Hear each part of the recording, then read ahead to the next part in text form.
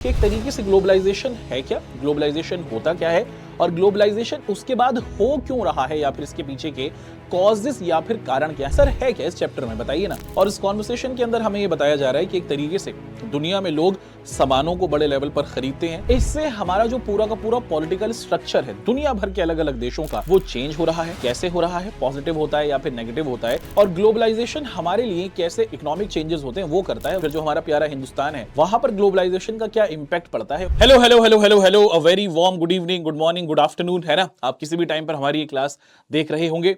हमारी class 12th के जो प्यारे साथी हैं उन सभी के साथ बातचीत हो रही है, और अपनी क्लास 12th के प्यारे साथियों के साथ बातचीत करते हुए हमारा जो पॉलिटिकल साइंस से रिलेटेड ये जो हमारा सब्जेक्ट देखने को मिल रहा है, इसके अंदर हम लोग आप सभी के सामने अपने एक और चैप्टर को यहां पर पेश करने के लिए आ चुके हैं। दोस्तों, आप लोग मेरे पीछे देख ही पा रही हैं, हमारा जो चैप्टर है उसको हम लोग जानते हैं ग्लोबलाइजेशन के नाम से।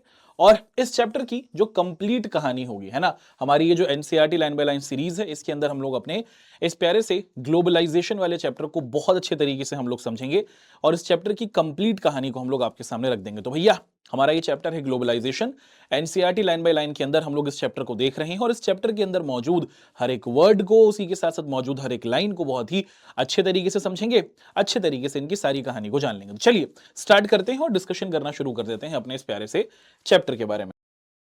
अब हम लोग अगर ध्यान से देना दोस्तों, तो हमें यहां पर देखने को मिलता है कि जो हमारा ये चैप्टर है वो स्टार्ट होता है एक प्यारी सी इमेज के साथ या फिर एक प्यारे से पिक्चर के साथ। और इसके अंदर हमें यहां पर देखने को क्या मिलता है दोस्तों, कि इसके अंदर हमें बहुत सारे अलग अलग डायलॉग्स देखने को मिल रही हैं या फिर अलग अलग तरीके की हमें कॉन्वर्सेशंस देखने को मिल रही हैं जो अलग अलग लोगों के जरिए की जा रही हैं। Excuse me, may I know who is in charge here, कि मैं यहां पता करना चाहता हूं कि कौन यहां पर इंचार्ज है।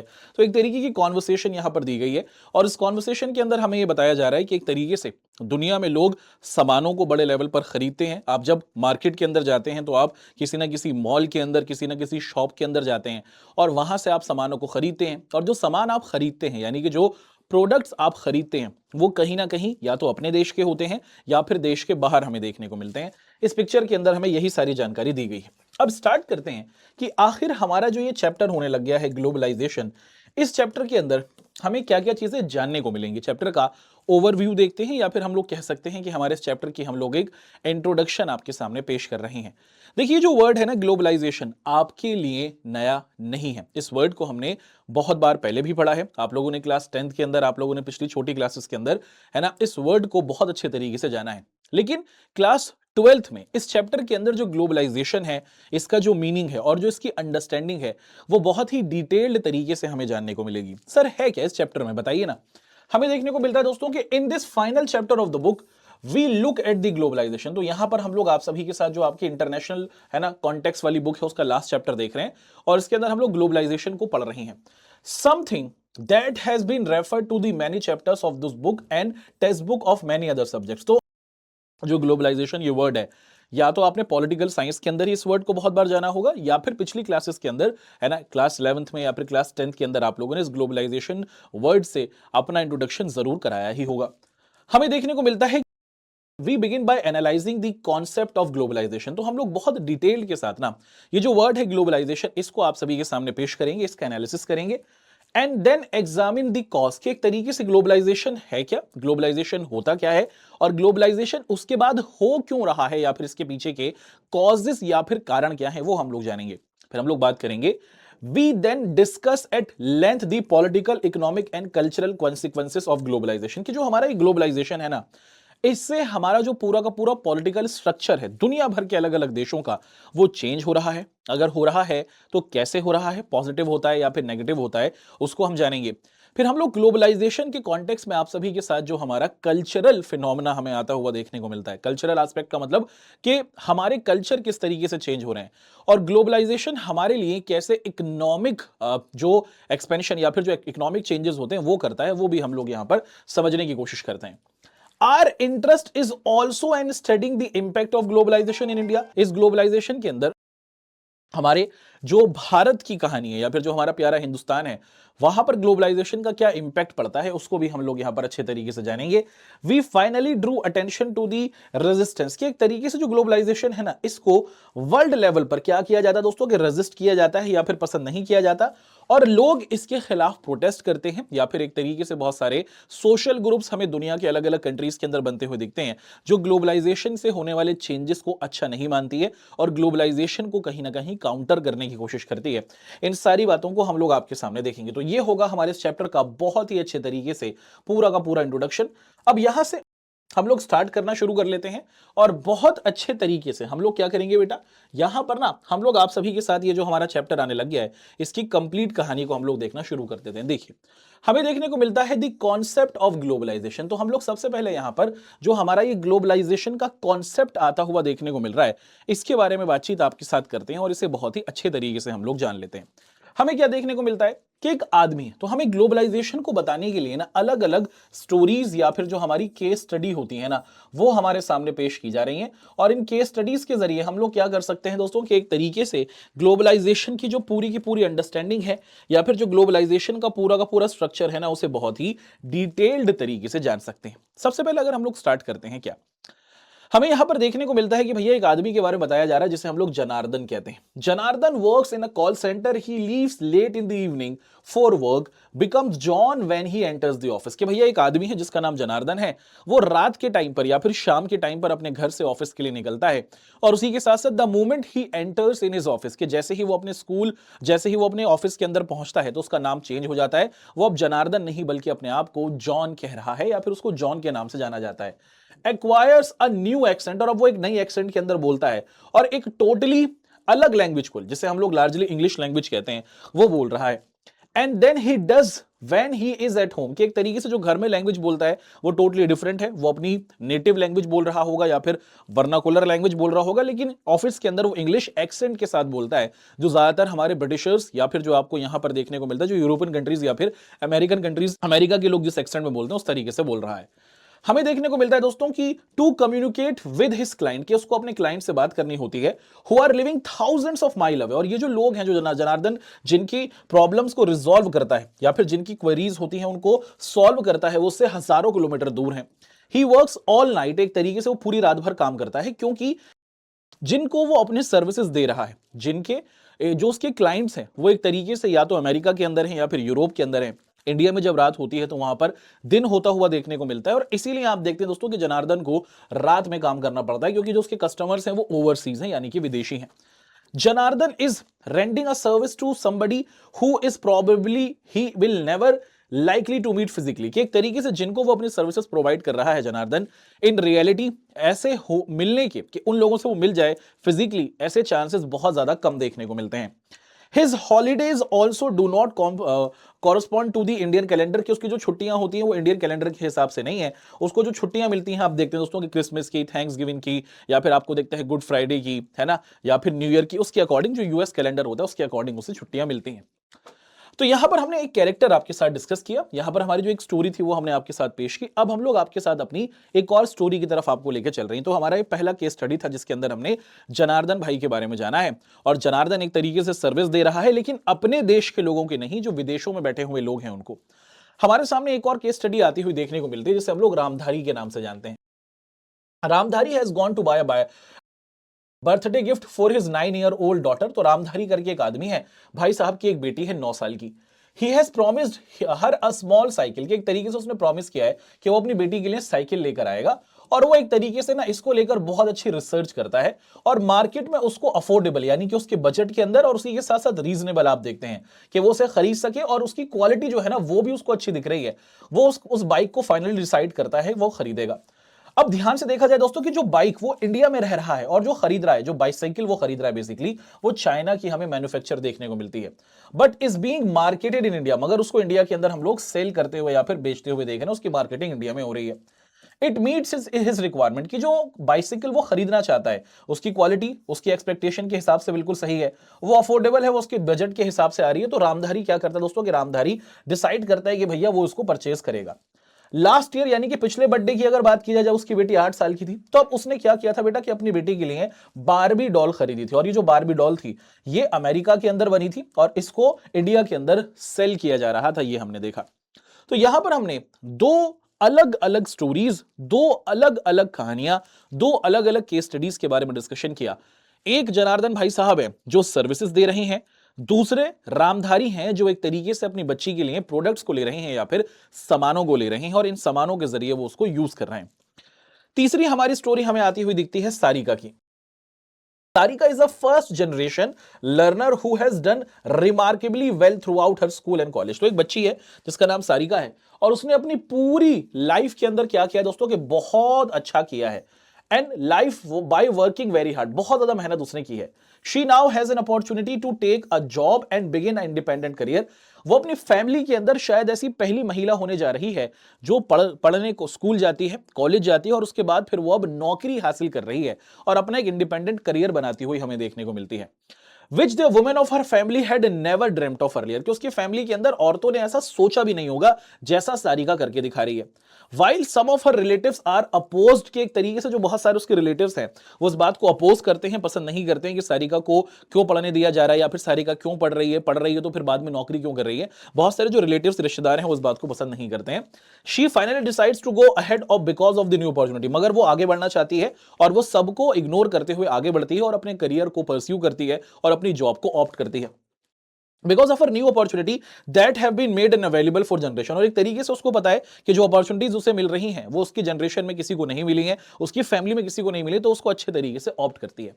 अगर आप ध्यान से देखें कि all the three examples illustrate an aspect each of what we call globalisation, कि यहां पर ये जो हमारी तीन अलग अलग स्टोरीज या फिर ये जो तीन अलग अलग हमारे केस स्टडीज हमने यहां पर आपके साथ डिस्कस किए हैं ना, इन तीनों केस स्टडीज के अंदर हमें ग्लोबलाइजेशन का पूरा फिनोमेना देखने को मिलता है या फिर हमें ग्लोबलाइजेशन की पूरी अवेलेबिलिटी देखने को मिलती है। कैसे? In the first instance Janardan was participating in the globalisation of service, के जो हमारे जनार्दन भाई साहब थे वो सर्विसेज दे रहे थे, वो सेवाएं दे रहे थे और वो अपने देश के लोगों को नहीं, दूसरे देश के लोगों को क्या दे रहे थे? अपनी सेवाएं दे रहे थे। ये ग्लोबलाइजेशन का सर्विस वाला पार्ट हमें देखने को मिलता है।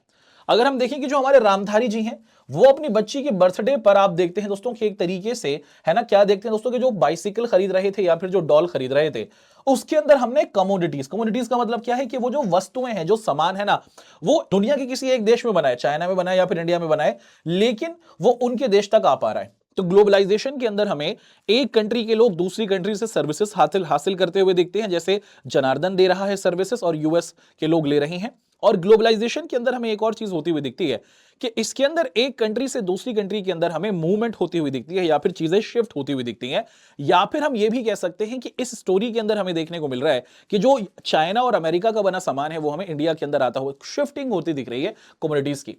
Sarika is faced with a conflict of value, है ना, partially originating from the new opportunity. एक तरीके से जो सारिका करके बच्ची है उसने एक तरीके से जब एजुकेशन को हासिल किया, जब उसने स्कूल जाना शुरू किया, जब उसने कॉलेज जाना शुरू किया, तो उसको दुनिया भर के अलग अलग कंट्रीज के बारे में जानने को मिला। उसने दुनिया भर की अलग अलग वुमेन के बारे में जानने को मिला। उसको एक तरीके से फेमिनिज्म के बारे में पता चला, उसको फेमिनिस्ट अप्रोच के बारे में पता चला, उसको पता चला कि मेल और फीमेल सबको इक्वल ट्रीटमेंट मिलना चाहिए और हमारी सोसाइटी एक पैट्रियार्कल सोसाइटी है। उसको वेस्ट के जो आइडियाज थे, जो वेस्टर्न कंट्रीज के जो आइडियाज थे, वो उनसे एक तरीके से क्या हुई दोस्तों, फेमिलियर हुई। और ग्लोबलाइजेशन की वजह से हमने देखा दोस्तों कि जो वेस्ट के आइडियाज थे, जो वेस्टर्न कंट्रीज के आइडियाज हमें देखने को मिलते थे, वो सारिका तक पहुंचे और उन्होंने सारिका को क्या किया दोस्तों कि एक तरीके से ना बहुत ज्यादा चेंज किया या फिर उसकी पूरी जिंदगी को रेवोल्यूशनराइज कर दिया। If we look for examples of use of the term globalization in real life, we will realize that it is used in various concepts.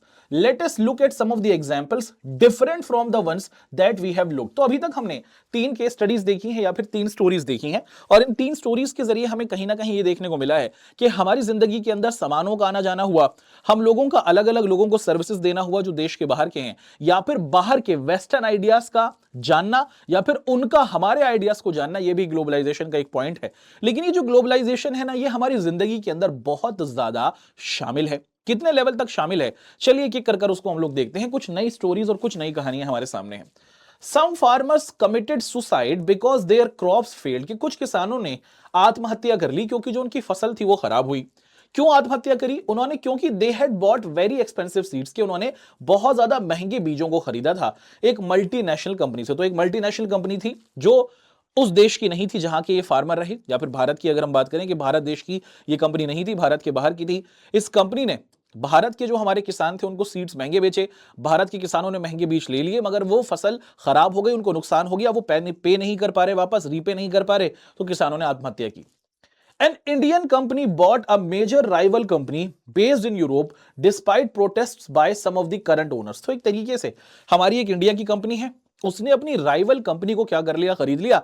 उसके जो करंट ओनर्स थे ना, वो उसको पसंद नहीं कर रहे थे। इसका सीधा एग्जांपल आप देखते हैं, टाटा है, टाटा मोटर्स भारत की एक बहुत बड़ी कंपनी है। टाटा मोटर्स ने लंदन यानी कि इंग्लैंड के अंदर बनी जो एक कंपनी है जैगवार, उसको खरीद लिया था।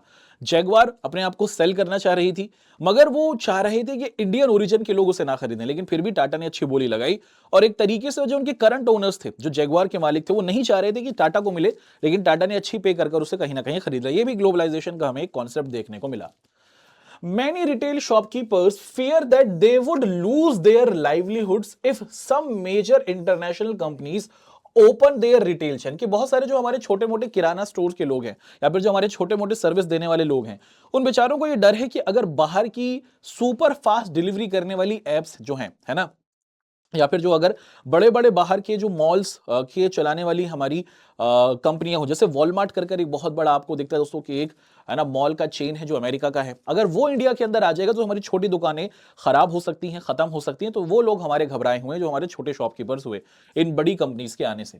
A film producer in Mumbai was accused of lifting the story of his film from the another film made in the Hollywood। तो एक तरीके से आज के टाइम पर तो हमारे पास बहुत अच्छे लेवल पर इंटरनेट मौजूद है, हमारे पास बहुत सारे स्ट्रीमिंग ऑप्शंस मौजूद हैं, हमारे पास प्राइम है ना, हमारे पास नेटफ्लिक्स है, हमें देखने को मिलता है दोस्तों कि हमारे पास जियो हॉटस्टार है, जिनके बहुत अच्छे तरीके से हम लोग वर्ल्ड सिनेमा से या फिर जो हमारी इंटरनेशनल मूवीज या स्टोरीज या वेब सीरीज होती हैं उससे हम आज के टाइम पर कनेक्टेड हैं। लेकिन एक ऐसा टाइम भी हुआ करता था इंडिया में जब इंटरनेट नहीं था और भारत के लोगों को बाहर की स्टोरीज के बारे में पता नहीं था। अगर आप लोग 1990 से लेकर साल 2000 या फिर अगर आप लोग ध्यान से देखें बेटा कि 1980 से लेकर 2010 तक का जो हमारा ये पूरा का पूरा टाइम ड्यूरेशन रहा है, अगर इंडिया में लार्जली देखा जाए तो सारी की सारी कॉपीज ही बनती थी। हॉलीवुड की कॉपीज को, स्टोरीज को पूरा उठा के इंडियन फ्लेवर में डाल दिया जाता था।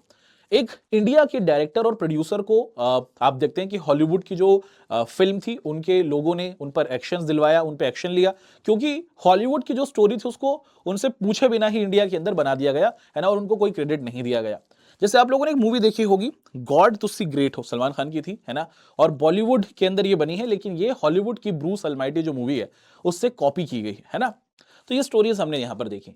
A militant group issued a statement threatening college girls who were western clothes। के एक तरीके से एक मिलिटेंट ग्रुप है यानी कि टेररिस्ट ऑर्गेनाइजेशन है, उसने बोला है कि अगर कोई लड़कियां क्या करती हैं बेटा कि एक तरीके से शॉर्ट या फिर वेस्टर्न ड्रेस पहनेंगी तो उन पर क्या किया जाएगा, उन पर हमले कर दिए जाएंगे। तो ये जितनी भी स्टोरीज हमने यहां पर देखी कि वेस्टर्न क्लोथ्स ग्लोबलाइजेशन की वजह से उस कंट्री के अंदर पहुंचे हैं, या फिर ये जो अलग अलग मूवीज के आइडियाज हैं ये भी ग्लोबलाइजेशन की वजह से, जितने भी स्टोरीज और जितनी भी हमने यहाँ पर अपने इंसिडेंट्स को आपके सामने पेश किया है, ये कहीं ना कहीं हमारे साथ ग्लोबलाइजेशन के पर्सपेक्टिव को ही पेश कर रहे हैं।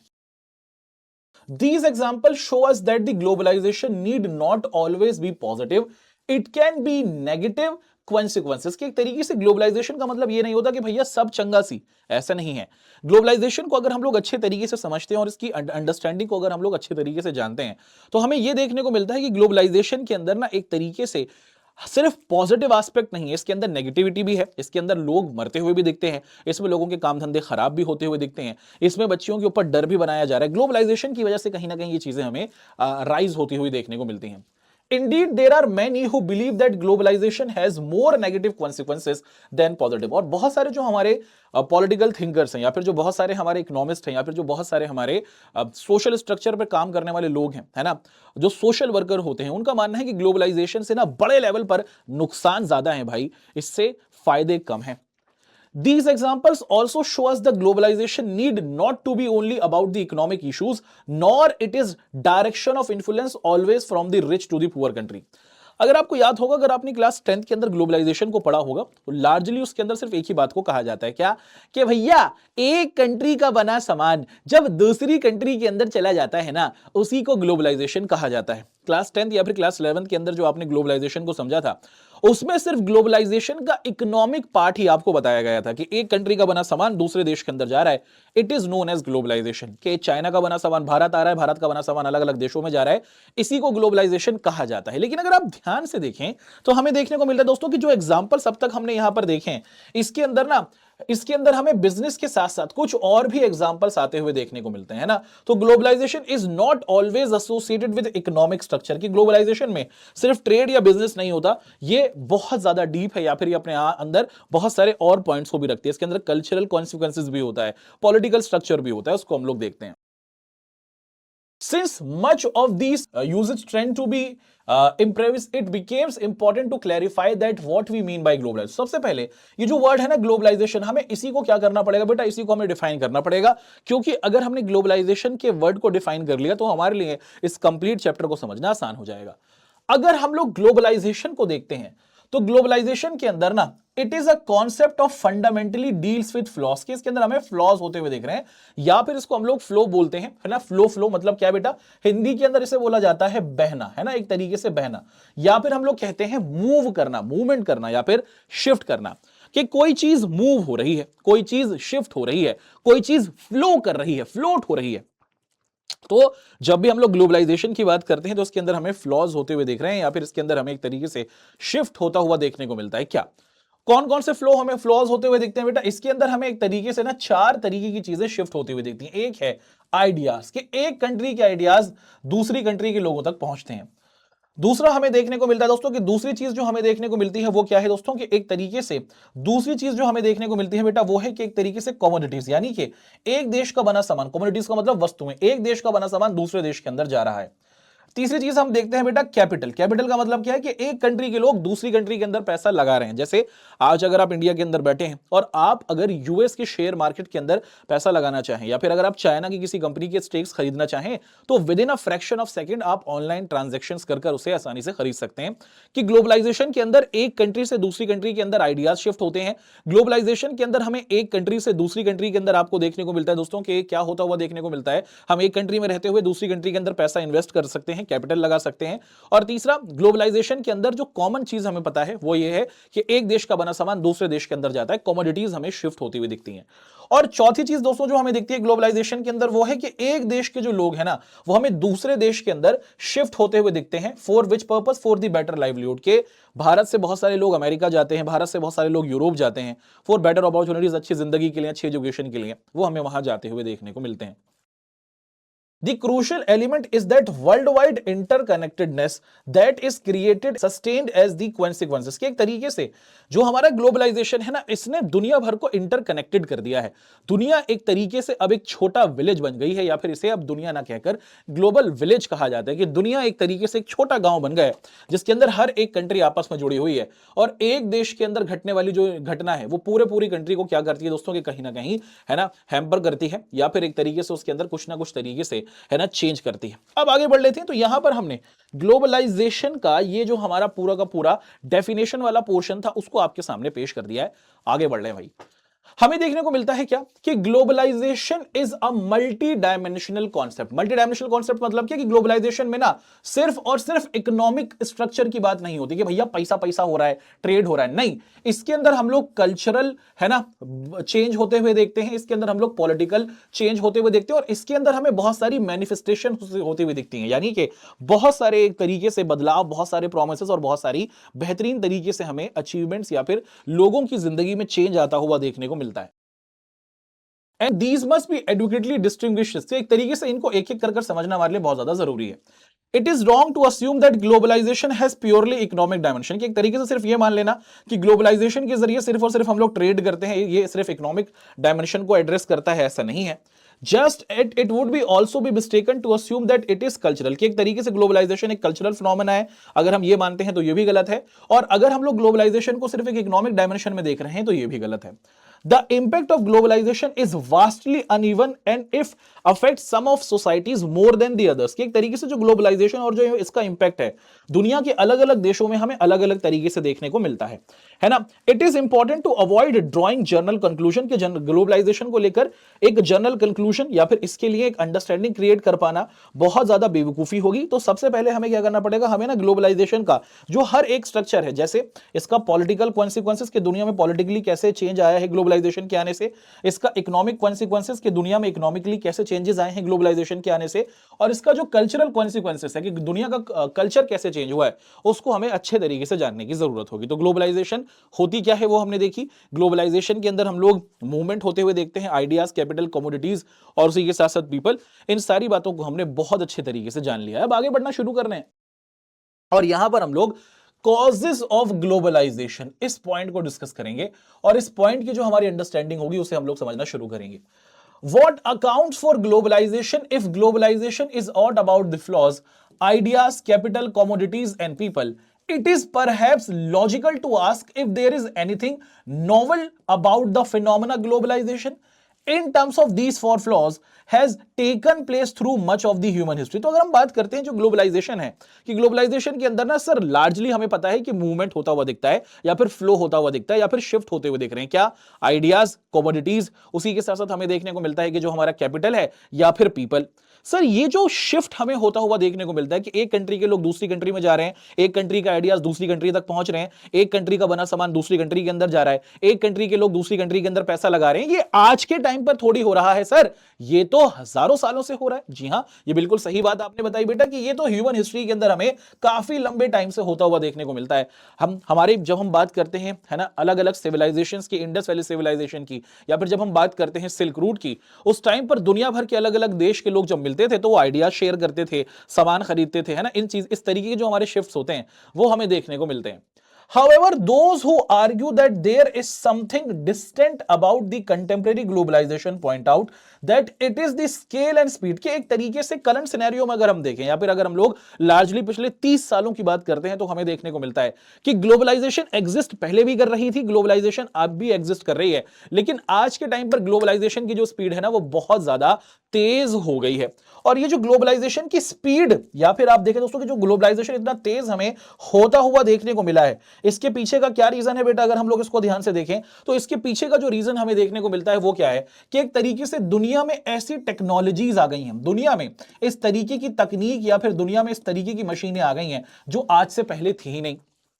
अभी आज आप इंडिया के अंदर बैठे हुए हैं, इंडिया के किसी भी शहर के अंदर बैठे हुए हैं, आप कहीं बैठे हुए एक भी मैसेज ड्रॉप करते हैं दुनिया के किसी भी देश के अंदर, है ना, आप देखते हैं दोस्तों कि माइक्रो सेकंड्स के अंदर वो डिलीवर हो जाता है ना, फ्रैक्शन ऑफ सेकंड्स के अंदर आप देखते हैं दोस्तों कि वो डिलीवर हो रहा है।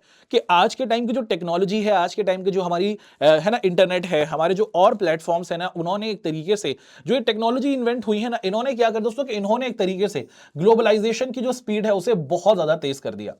इसी के साथ साथ द इन्वेंशन ऑफ टेलीग्राफ, जैसे आज के टाइम पर हमें इंफॉर्मेशन देने के लिए है ना आप देखते हैं दोस्तों कि हमें मेल करना पड़ता है, ऐसे टेलीग्राफ हुआ करता था, टेलीफोन था, है ना, माइक्रोचिप जो हुआ करती थी जो अलग अलग टूल्स के अंदर यूज की जाती थी, इन्होंने दुनिया को रेवोल्यूशनाइज किया है और इनकी वजह से जो हमारा कम्युनिकेशन है, इंफॉर्मेशन शेयर करना, इट हैज बिकम बहुत ज्यादा ईजी।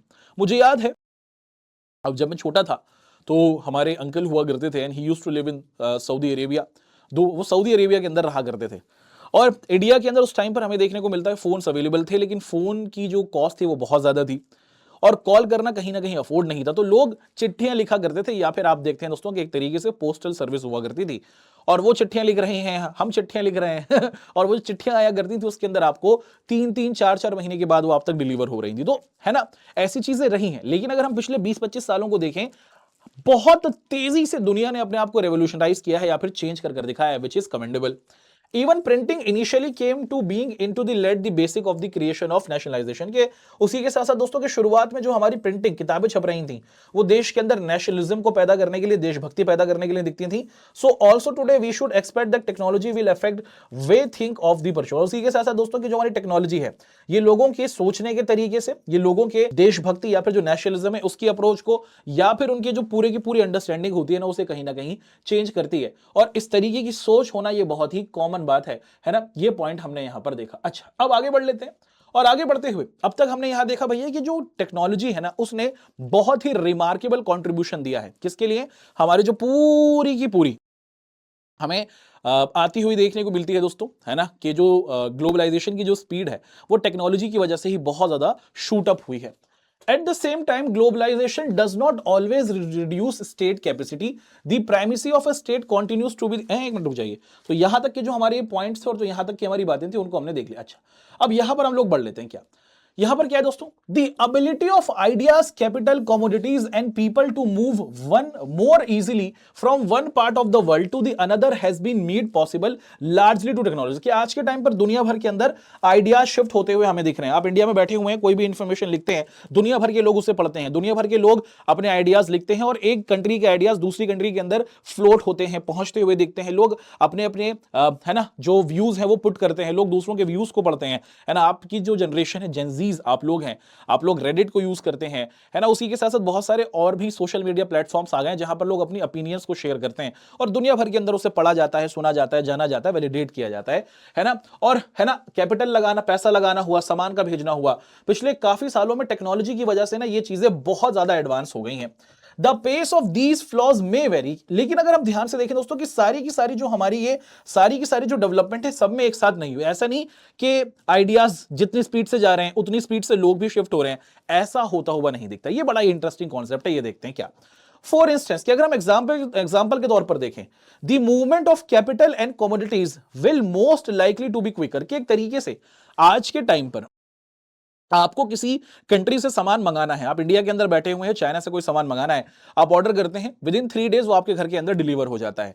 या फिर आप किसी भी और देश से सामान मंगा रहे हैं तो 1 हफ्ते के अंदर या फिर 3-4 दिन के अंदर वो आपके घर तक डिलीवर हो रहा है। या फिर इसी के साथ साथ अगर आप किसी दूसरी कंट्री के अंदर पैसा इन्वेस्ट करना चाहते हैं, इंडिया में बैठे हुए आप जापान के स्टॉक्स में पैसा लगाना चाहते हैं, इंडिया में बैठे हुए अमेरिका में पैसा लगाना चाहते हैं, इंडिया में बैठे हुए आप किसी भी और कंट्री के अंदर पैसा लगाना चाहते हैं, तो आप आसानी से लगा सकते हैं और इसके अंदर बहुत ही कम टाइम हमें लगता हुआ देखने को मिल रहा है ना। तो इनकी स्पीड तो अच्छी है, बहुत क्विकर, जल्दी से हो जाते हैं। And wider than the movement of people. एक तरीके से अगर हम देखें दोस्तों कि जो हमारे people across different parts of the world के जो हमारे लोग हैं, क्या उनकी भी शिफ्टमेंट हमें ऐसी होती हुई दिख रही है? ये हमें होता हुआ देखने को नहीं मिलता।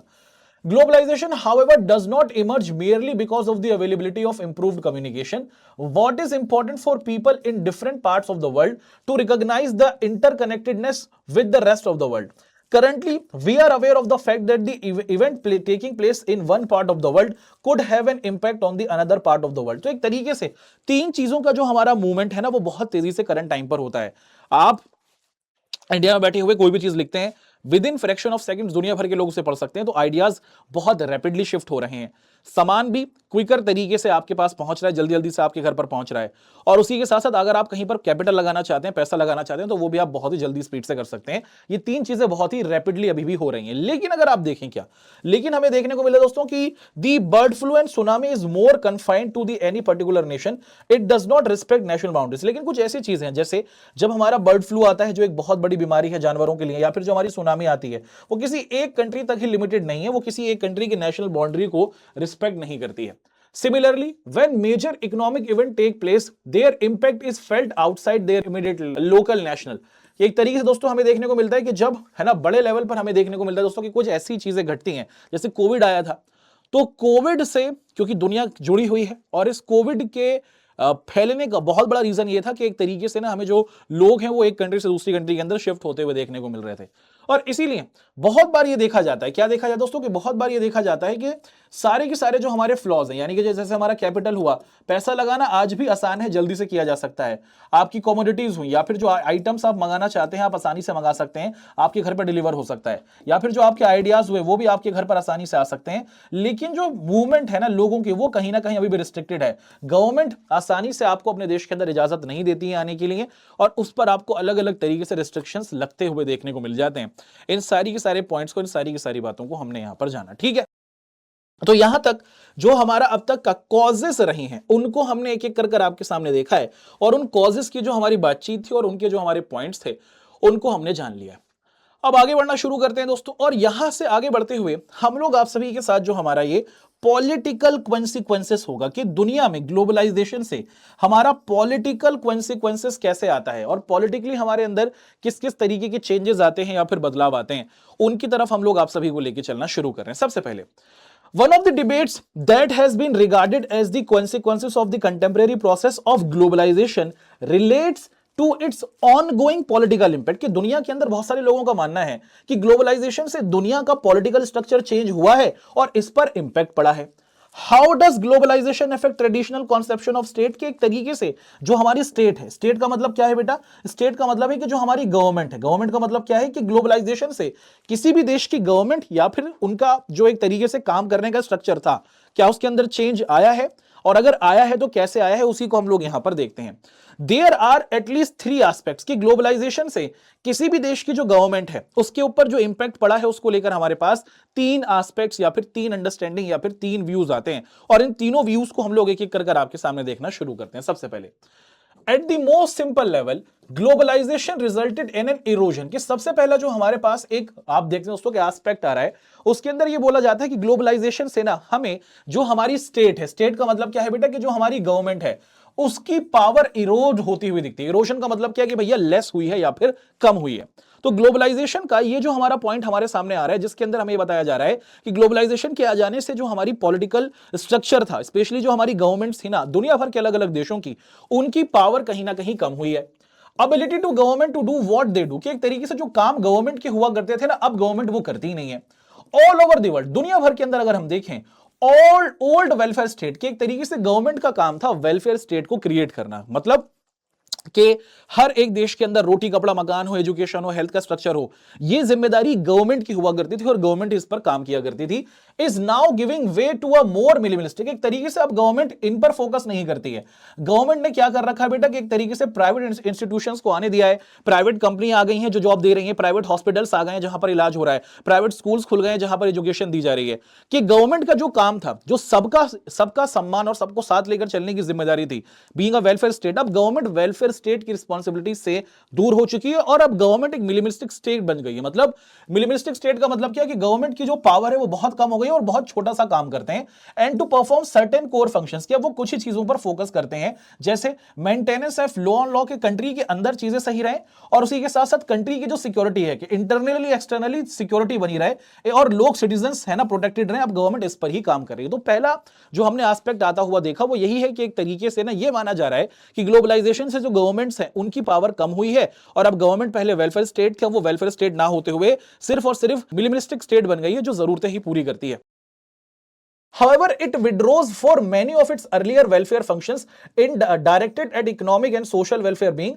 In place of the welfare state, it is market that has become the prime determinant of economic and social priorities. The entry and the increased role of multinational companies all over the world leads to the reduction in the capacity of government to take decisions on their own. एक तरीके से यहां पर हमने यही बात देखी कि भैया अब क्या हो गया कि गवर्नमेंट ने बाहर की कंपनीज को आने दिया है। जैसे भारत के अंदर अगर हम लोग 1991 के बाद से देखें तो बहुत सारी कंपनीज आ गई और ये जो बहुत सारी कंपनीज हमें आती हुई देखने को मिल रही हैं, ये कंपनीज जब किसी भी देश के अंदर आएंगी और जब वो वहां पर एजुकेशन देंगी, हेल्थ के स्ट्रक्चर को खड़ा करेंगी या फिर आप देखते हैं कि वहां पर रोड्स को बनाएंगी, इंफ्रास्ट्रक्चर को बनाएंगी, तो ये वहां की गवर्नमेंट पर अपना असर डालेंगी और गवर्नमेंट से बोलेंगी कि आप हमारे हिसाब से चलें। और दुनिया में बहुत सारी जगह पर हमने देखा है दोस्तों कि जो बहुत सारी गवर्नमेंट्स हैं उनको क्या करना पड़ता है, उनको मल्टीनेशनल कंपनीज के हिसाब से चलना पड़ता है। तो ये तो पहला पॉइंट देखा कि ग्लोबलाइजेशन से कंट्रीज की जो गवर्नमेंट है, अलग अलग देशों की जो सरकारें हैं उनकी पावर कम हुई है और अब गवर्नमेंट सिर्फ मिनिमलिस्टिक स्टेट बन गई है। वेलफेयर स्टेट का जो पूरा का पूरा डायमेंशन था वो हमने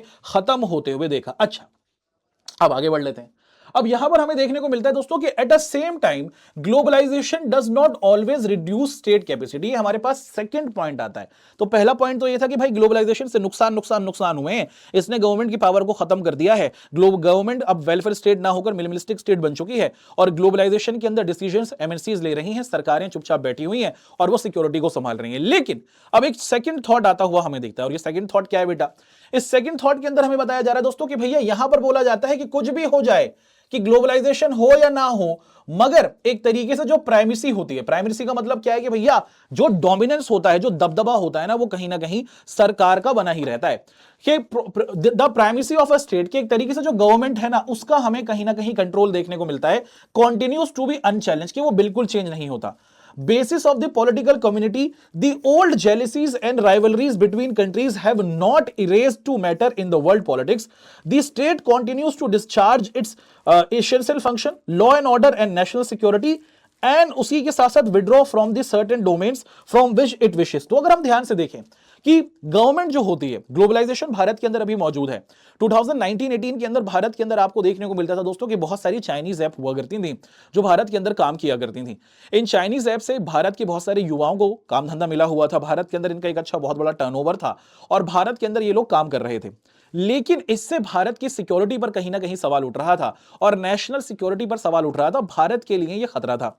अब है तो ये एक पावरफुल कंपनी, बहुत सारी पावरफुल कंपनियां थी जो भारत के अंदर ये काम कर रही थी चाइनीज की।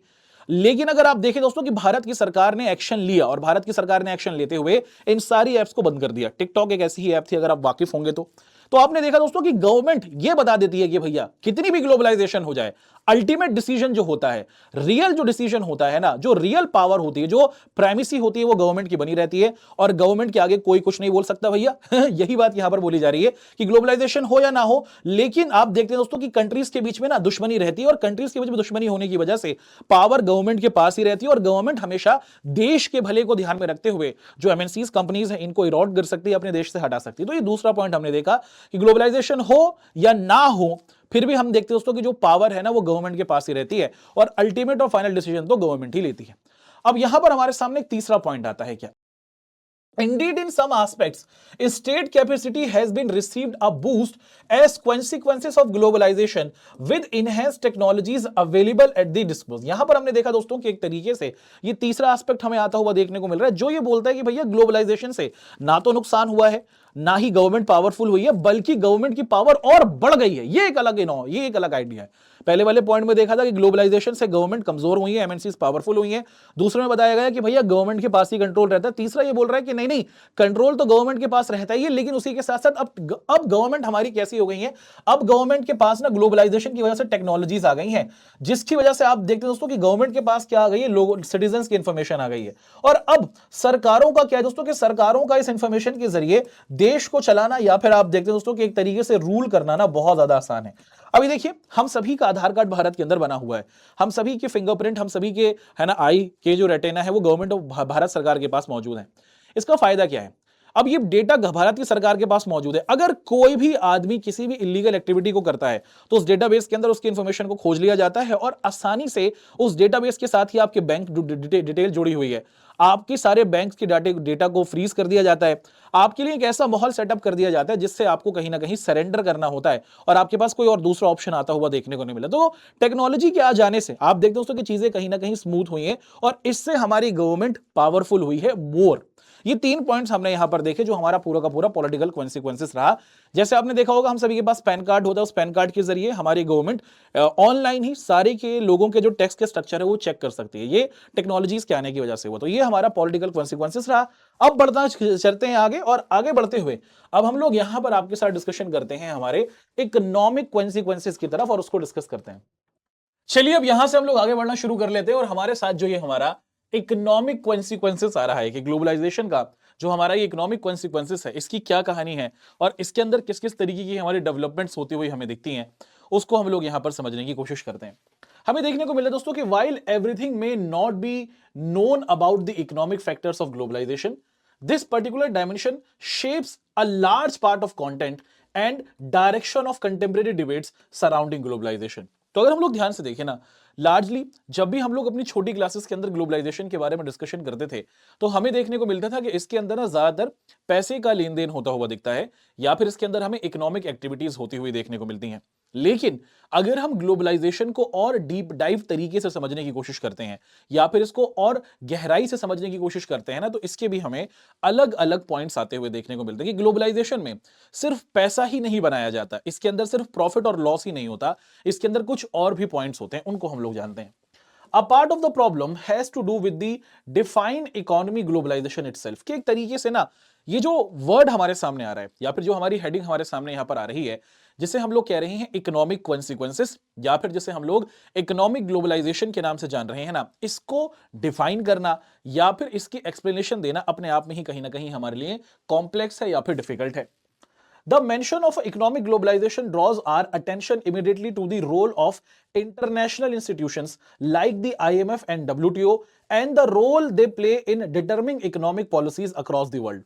Yet, globalization must not be viewed in such narrow terms.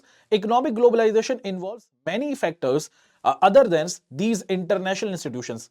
A much broader way to understanding of economic globalization requires us to look the distribution of economic gains, who gets who and most of the globalization and who gets the loss. तो यहां पर अगर हम लोग ध्यान से देखें, अगर हम लोग इन जनरल टर्म ग्लोबलाइजेशन को समझने की कोशिश करते हैं या फिर ये जो हमारा एंटायर टॉपिक हमें यहां पर आता हुआ देखने को मिला, तो ग्लोबलाइजेशन के अंदर ना हमें दो तरीके, इकोनॉमिक ग्लोबलाइजेशन के अंदर हमें दो तरीके के पॉइंट आते हुए देखने को मिलते हैं, क्या है ना। तो पहला जो पॉइंट हमारे सामने यहां पर इकोनॉमिक ग्लोबलाइजेशन का हमें आता हुआ देखने को मिलता है, अगर हम लोग इसे इकोनॉमिक ग्लोबलाइजेशन के नाम से देख रहे हैं, पहला जो पॉइंट हमारे सामने यहां पर आ रहा है बेटा, उसे क्या कहा जा रहा है, एक तरीके से इकोनॉमिक ग्लोबलाइजेशन का जो पहला पॉइंट हमारे सामने है, इसके अंदर बात की जा रही है एक तरीके से, क्या है बेटा, एक तरीके से फोर्स करना। क्या करना बेटा, कि एक तरीके से ना फोर्स करना।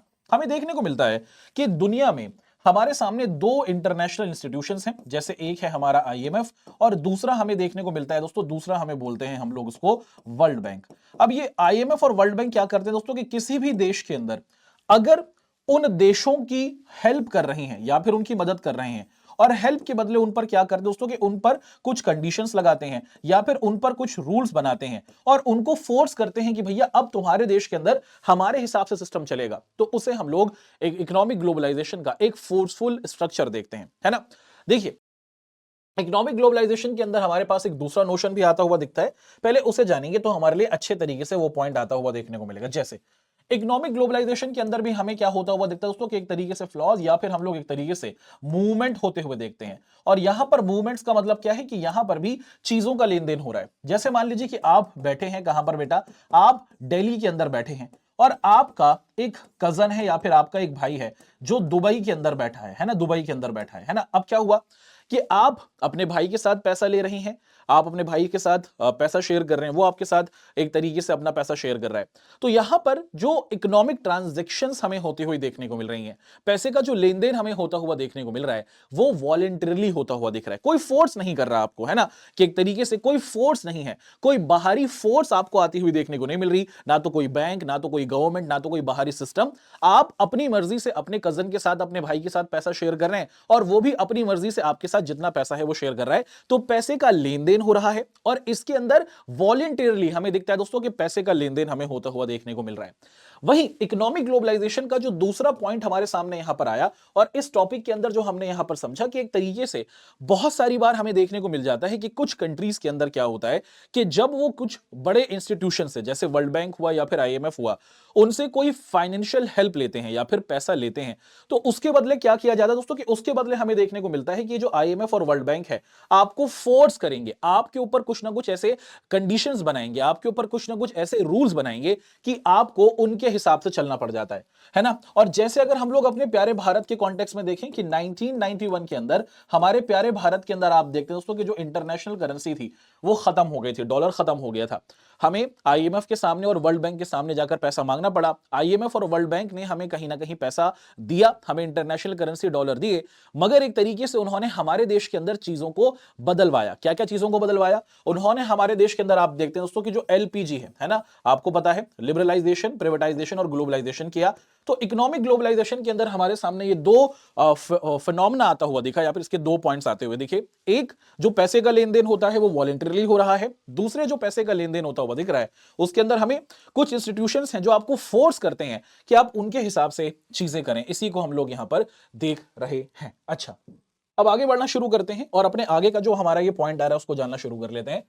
What is often called economic globalization usually involves greater economic flows among different countries of the world. Some of this voluntarily and some of them forced. तो यहीं पर वो बात हुई कि कुछ जो पैसे का आपको बड़े लेवल पर ट्रांजैक्शंस होता हुआ देखने को मिलता है, एक कंट्री से दूसरी कंट्री के अंदर चीजें, सामान और पैसे का, कैपिटल का जो हमें शिफ्ट होता हुआ देखने को मिलता है वो वॉलंटरीली हो रहा है। जैसे मैंने आपको एग्जांपल के तौर पे बताया कि आपके ऊपर कोई फोर्स नहीं कर रहा, आप अपनी मर्जी से पैसा शेयर कर रहे हैं अपने दोस्तों के साथ, भाइयों के साथ, बहनों के साथ, साथ और वो भी आपके साथ शेयर कर रहे हैं, तो कोई बाहरी फोर्स नहीं है। और दूसरा हमने देखा बेटा कि एक तरीके से फोर्स्ड होता हुआ भी दिखता है, कि फोर्स किया जाता है आपको bye international institutions and powerful countries. As we saw in the examples at the beginning of this chapter, this flow or exchange can take various forms: commodities, capital, people, and ideas. Globalization has involved a greater trade in commodities across the globe. The restrictions imposed by that. तो अगर हम लोग ध्यान से देखें इस chapter की शुरुआत में ही जब हम लोग सबसे पहले ग्लोबलाइजेशन की डेफिनेशन को समझ रहे थे, तो हमने इसके अंदर चार तरीके का शिफ्ट होते हुए देखा, या फिर चार तरीके से चीजों को एक जगह से दूसरी जगह पर मूव होते हुए देखा। हमने सबसे पहले इसके अंदर आप सभी को बताया दोस्तों कि जो आइडियाज हैं वो शिफ्ट होते हुए देखे। इसके अंदर जो कैपिटल है, एक कंट्री के लोग दूसरी कंट्री के अंदर पैसा इन्वेस्ट करते हैं, एक कंट्री से लोग दूसरी कंट्री के अंदर कमाने के लिए जाते हैं, और उसी के साथ साथ एक कंट्री का बना सामान दूसरी कंट्री के अंदर जाता है, ये हम देखते हैं। लेकिन इसी के साथ साथ ना हम लोग कुछ रिस्ट्रिक्शंस भी देख लेते हैं, इसके अंदर कुछ हमारी बड़े रिस्ट्रिक्शंस भी आते हुए देखते हैं। different countries on involving the imports of other countries have been reduced. Similarly, the restrictions of movement of capital across countries have also been reduced. तो अगर हम लोग ध्यान से देखें ग्लोबलाइजेशन में प्राइमरीली ये फोकस किया जाता है कि भैया चीजें शिफ्ट होंगी, एक कंट्री से सामान दूसरी कंट्री के अंदर जाएगा। क्या दुनिया में ये बहुत ही हेल्दी तरीके से होता है? जितना सामान आप देखते हैं दोस्तों कि नेपाल का दुनिया के अंदर सर्कुलेट हो रहा है, क्या उतना ही सामान चाइना का भी हो रहा है? ऐसा होता हुआ हमें देखने को नहीं मिलता है। उसी के साथ साथ similarly the restrictions of movement of capital, के एक तरीके से कि आप किन किन देशों के अंदर पैसा इन्वेस्ट कर सकते हैं, आप किन किन देशों के पैसा लगा सकते हैं, किन किन देशों के लोग आपके देश के अंदर पैसा लगा सकते हैं, उस पर भी हमें रिस्ट्रिक्शंस देखने को मिलता है। भारत के लोग पाकिस्तान का जो शेयर मार्केट है उसके अंदर पैसा नहीं लगा सकते, पाकिस्तानी लोग हमारे शेयर मार्केट के अंदर पैसा नहीं लगा सकते, तो रिस्ट्रिक्शंस भी हमें देखने को मिल जाते हैं। In operational terms, it means that investors in the rich countries can invest their money in countries other than their own, including developing countries, where they might get better returns. Globalization has also led to the flow of ideas across national bodies. तो एक बहुत ही simple सा concept हमें देखने को मिला। क्या हमें यहां पर देखने को मिला एक तरीके से, है ना, कि जब हम लोग बात करते हैं हमें दुनिया के अंदर क्या देखने को मिलता है दोस्तों, कि हमें दुनिया के अंदर अलग अलग कंट्रीज की अलग अलग करेंसी देखने को मिलती है। जैसे दुनिया की जो सबसे ज्यादा पावरफुल करेंसी हमें देखने को मिलती है ना, और अगर हम लोग उसकी बात करें तो सबसे ज्यादा जो पावरफुल करेंसी है उसके अंदर डॉलर हमें आता हुआ दिखता है, यूरो हमें आता हुआ दिखता है, पाउंड हमें आता हुआ दिखता है। हमें आपको दिखता है दोस्तों कि जो हमारा है ना दिनार हुआ, दिरहम हुआ, है ना, जो कुवैती दिनार, कतरी दिनार होते हैं, है ना, दिरहम हुए, इनकी जो वैल्यू है कंपैरेटिवली दुनिया में सबसे ज्यादा स्ट्रांग मानी जाती है। अब इन कंट्रीज की जो करेंसी है वो काफी ज्यादा पावरफुल है, काफी ज्यादा आप देखते हैं दोस्तों कि स्ट्रांग है।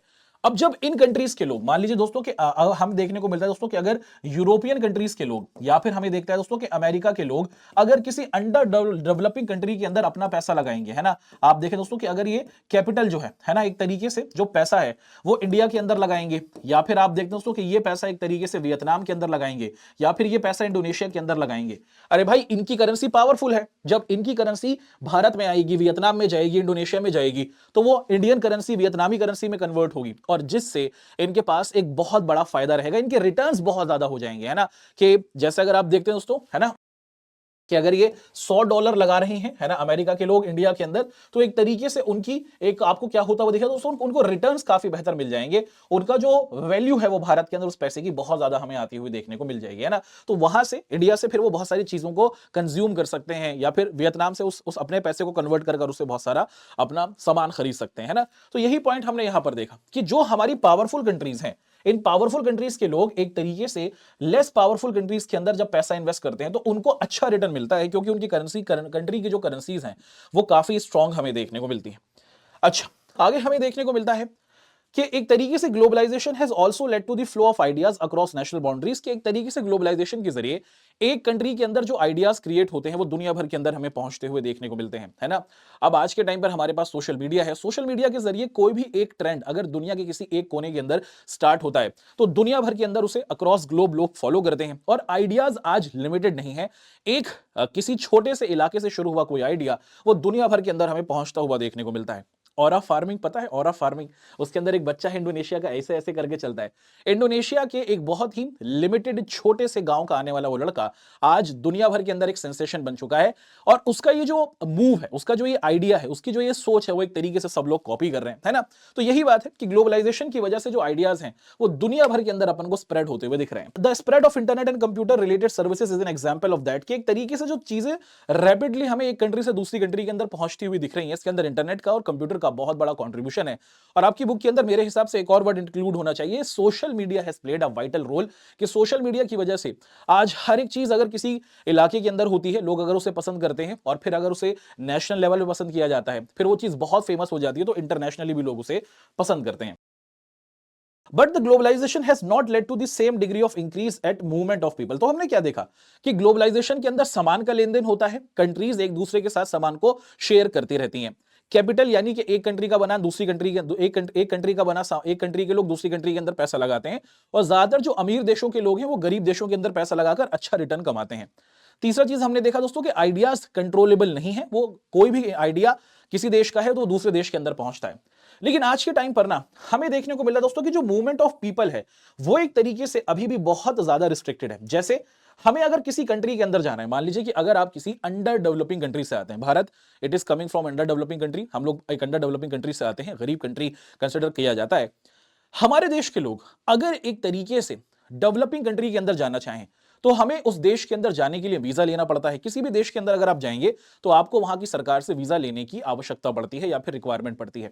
अगर कोई लोग भारत के अंदर आएंगे तो उनको भी भारत सरकार से वीजा लेना पड़ता है, यानी कि परमिशन लेनी पड़ती है। क्या आपको पता है अगर आप आज के टाइम पर यूएसए जाना चाहते हैं, यू हैव टू वेट, आपको वेट करना पड़ेगा वीजा की एप्लीकेशन के लिए, और वीजे के लिए इंटरव्यू होता है। वीजा जब आप जाएंगे तो उसके पहले जो इमिग्रेशन ऑफिसर होंगे या फिर जो एम्बेसी के लोग होंगे वो आपसे सवाल पूछेंगे, हाँ भाई कहे जाना चाहते हो, क्या करना चाहते हो। वेटिंग पता है कितने दिनों की है? दिनों की नहीं, कितने हफ्तों की है, कितने वीक्स की है, वीक्स की नहीं, कितने महीनों की है, महीनों की नहीं, कितने सालों की है। कम से कम 2 साल की वेटिंग अभी आज अगर आप अप्लाई करेंगे, 2025 एंड होने लग गया है, तो 2070 के आखिर में जाकर आपका नंबर आएगा। तो बहुत बड़े लेवल पर हमें देखने को मिला कि जो ये पावरफुल कंट्रीज है ना, इन्होंने अपनी वीजा पॉलिसीज को बहुत ज्यादा कॉम्प्लिकेटेड बना रखा है। और कोई नॉर्मल आदमी अगर इन पावरफुल कंट्री के अंदर जाना चाहे, यूरोपियन कंट्रीज के अंदर, या फिर आप देखते हैं दोस्तों कि एक तरीके से अमेरिका के अंदर, तो वहां पर जाना ना कहीं क्या है दोस्तों कि एक तरीके से मुश्किल हो जाता है ना। और इनके लिए आप देखते दोस्तों कि एक तरीके से वीजा के जरिए ना हमें कुछ रिस्ट्रिक्शंस आते हुए देखने को मिल रहे हैं। अच्छा, in thinking about the consequences of globalization, it is necessary to keep in mind that the same set of policies do not lead the same result everywhere. While globalization has led to the similar economic policies adopted by government in different parts of the world, this has generated vastly different outcomes in different parts of the world. It is again crucial to pay attention of specific content rather than making this simple generalization in the connection. तो अगर हम ध्यान से देखें, globalisation के अंदर हमें simple तरीके से यह बात पता है कि एक देश का बना सामान दूसरे देश के अंदर जाता है, एक देश के बने लोग दूसरे देश के अंदर अपने पैसे को लगाते हैं, एक देश के आइडियाज दूसरे देश के अंदर जाते हैं। ग्लोबलाइजेशन लार्जली 1990s के आसपास हमें दुनिया के अंदर तेजी से स्प्रेड होता हुआ देखने को मिला, और ये जो ग्लोबलाइजेशन है ये दुनिया के हर देश के अंदर हमें फैलता हुआ देखने को मिला। क्या इसके रिजल्ट दुनिया भर के हर एक देश के अंदर इक्वल आए हैं? क्या दुनिया भर के अंदर ग्लोबलाइजेशन का जो इंपैक्ट रहा है, जो पॉजिटिविटी रही है, वो सेम तरीके से रही है? नहीं। 1990 और अगर हम लोग 2025 के अंदर अपने आज के टाइम के यूरोप को देखें तो यूरोप के अंदर ग्लोबलाइजेशन के हो जाने से बहुत बड़े लेवल पर चेंजेस आते हुए देखने को मिले। वहीं 1990 का अफ्रीका अगर हम देखें और 2025 का हम अफ्रीका देखें, इसके अंदर उतने ज्यादा चेंजेस आते हुए देखने को नहीं मिले। तो ग्लोबलाइजेशन ने दुनिया के हर एक रीजन में एक जैसा रिजल्ट नहीं दिया है, एक जैसा आउटकम हमें आता हुआ देखने को नहीं मिला है। कुछ जो इलाके हैं वो बहुत ज्यादा प्रोग्रेसिव हो चुके हैं, बहुत ज्यादा आगे बढ़ चुके हैं, और कुछ जो हमारे एरियाज हैं वो कहीं ना कहीं हमें बहुत ज्यादा पीछे देखने को मिल रहे हैं। हमारे सामने टॉपिक आता है कि economic globalization has created an intense division opinion all over the world, those who concerned about the social, है ना, social justice are worried about the extent of state withdrawal caused by process of economic globalization. They point out that it is likely to be benefit only for a small section of population while improving those who were dependent on the government for jobs and welfare. एक तरीके से हमें पता है कि जब globalisation हुआ, जैसे अगर आप भारत के कॉन्टेक्स्ट में देखें, 1991 के अंदर भारत के अंदर ग्लोबलाइजेशन को इंट्रोड्यूस किया जाता है, और उससे पहले भारत के अंदर जो हमारी गवर्नमेंट थी उसके ऊपर सारी की सारी रिस्पॉन्सिबिलिटी थी हर काम करने की, लोगों को जॉब देने की रिस्पॉन्सिबिलिटी भारत सरकार की थी, लोगों के अंदर लोगों को हेल्थ का इलाज देने की रिस्पॉन्सिबिलिटी भारत सरकार की थी, लोगों को एजुकेशन देने की जिम्मेदारी हमारी भारत सरकार की थी।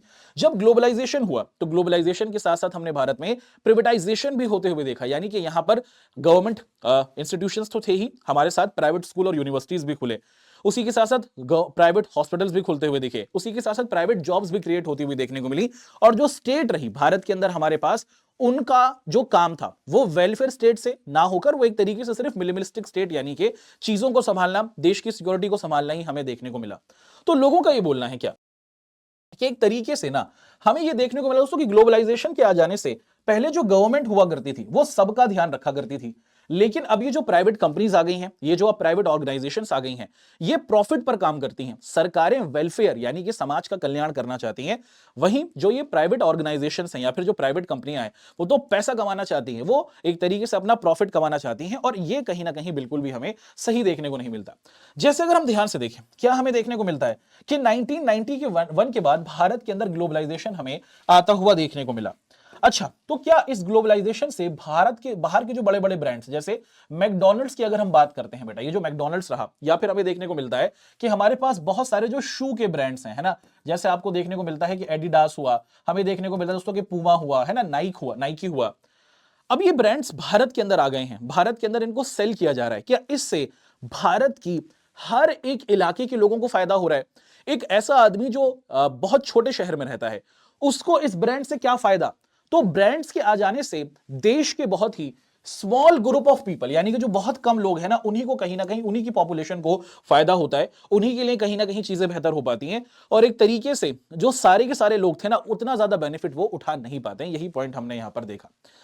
They have emphasized that the need of ensure institutional safeguards for creating social safety nets to minimize negative effects of globalization on those who are economically weak। एक तरीके से यहां पर एक वर्ड हमने देखा जिसे हम लोग बोलते हैं social safety net. Social safety nets का मतलब क्या है कि एक तरीके से ना गवर्नमेंट को कुछ ऐसे डिपार्टमेंट्स हैं वो कहीं ना कहीं अपने अंडर ही रखने होंगे। अगर हमारे पास प्राइवेट हॉस्पिटल्स हैं, अगर हमारे पास प्राइवेट स्कूल्स हैं, अगर हमारे पास प्राइवेट जॉब्स हैं, तो हमारे पास गवर्नमेंट जॉब्स भी होनी चाहिए, हमारे पास गवर्नमेंट स्कूल्स भी होने चाहिए, और हमारे पास एक तरीके से आपको देखने को मिलता है कि गवर्नमेंट हॉस्पिटल्स भी होने चाहिए। जो लोग अफोर्ड कर सकते हैं वो प्राइवेट चीजों का फायदा उठाएंगे, जो लोग अफोर्ड नहीं कर सकते हैं, जो लोग इकोनॉमिकली वीक हैं, वो एक तरीके से गवर्नमेंट की जो सर्विसेज है ना उनको लेंगे, और इसी को हम लोग सोशल सेफ्टी नेट्स के नाम से जान रहे हैं। हमें देखने को मिला many movements all over the world feel that safety nets are insufficient और नॉन वर्केबल। तो एक तरीके से बहुत सारे लोगों का ये भी एक थॉट रहा है, या फिर एक ये भी अंडरस्टैंडिंग रही है कि जो ये सोशल सेफ्टी नेट्स हैं जो दुनिया के गरीब देशों के अंदर वहां की सरकारें अपने गरीब लोगों के लिए क्रिएट करती हैं ताकि ग्लोबलाइजेशन से उन लोगों को नुकसान ज्यादा ना हो, ये उतना ज्यादा सही तरीके से काम नहीं कर रहा है। इसकी बातें तो अच्छी अच्छी हैं, लेकिन इसकी इंप्लीमेंटेशन उतनी स्ट्रांग नहीं मानी जा रही है। They have called for a half of to forced economic globalization. For its result, would lead to the economic ruin for weaker countries, especially the poor within these countries. Some economists have described economic globalization or a recolonization of the world. तो एक तरीके से दुनिया के जो बहुत सारे economist रहे हैं उन्होंने ये बोला कि ग्लोबलाइजेशन का जो इकोनॉमिक स्ट्रक्चर है वो कहीं ना कहीं पावरफुल देशों को फायदा करता है। पावरफुल कंट्रीज के पास, या फिर जो एक तरीके से हमारी डेवलप कंट्रीज हैं, उनके पास रिसोर्स मौजूद हैं, उनके पास टेक्नोलॉजीज मौजूद हैं, और वो उन टेक्नोलॉजीज और रिसोर्स के जरिए सामान बनाती हैं, और जो गरीब देश है वो उसको कहीं ना कहीं कंज्यूम करते हैं। चाइना के पास पॉपुलेशन है, चाइना के पास रिसोर्स है, चाइना के पास टेक्नोलॉजी है, उस टेक्नोलॉजी की मदद से, उस रिसोर्स की मदद से चाइना सामान बना रहा है, और दुनिया कहीं ना कहीं उसे कंज्यूम कर रहा है, और इसके जरिए ना दुनिया के जो बहुत सारे देश है उनको कहीं ना कहीं दोबारा से गुलाम बनाया जा रहा है या फिर कॉलोनी बनाया जा रहा है। जैसे अगर हम आज के टाइम पर देखें बेटा, हमें देखने को मिलता है ना, कि एक देश है जिसे हम लोग श्रीलंका कहते हैं। श्रीलंका के अंदर श्रीलंका को जरूरत थी पेमेंट की, यानी कि इंटरनेशनल डॉलर की। चाइना ने क्या किया भैया कि इनको लोन दिया, और चाइना ने यहां पर जब इनको लोन दिया और इनसे बोला कि आप हमारा ये लोन रीपे करें, श्रीलंका की जो गवर्नमेंट थी वो इसको रीपे नहीं कर पाई। चाइना ने कहा कोई बात नहीं घबराने की, हम आपका ये जो हम्बन टोटा पोर्ट है ना, ये जो श्रीलंका का हम्बन टोटा पोर्ट है वो 100 ईयर्स के लिए चाइना ने ले लिया। तो यहां पर यही बात बताई गई कि ग्लोबलाइजेशन की वजह से, है ना, जिन कंट्रीज के पास पैसा है, पावर है, वो एक तरीके से गरीब देशों को अपने अंडर कर लेते हैं और उनको अपनी कॉलोनीज के तौर पर यूज करते हैं, जैसे हमने एग्जांपल श्रीलंका के कॉन्टेक्स्ट में आपके सामने यहां पर रखा। हमें देखने को मिला advocates of economic globalization argue that it is greater, है ना, greatest it generates greater economic growth and well-being for larger section of population where there is deregulation.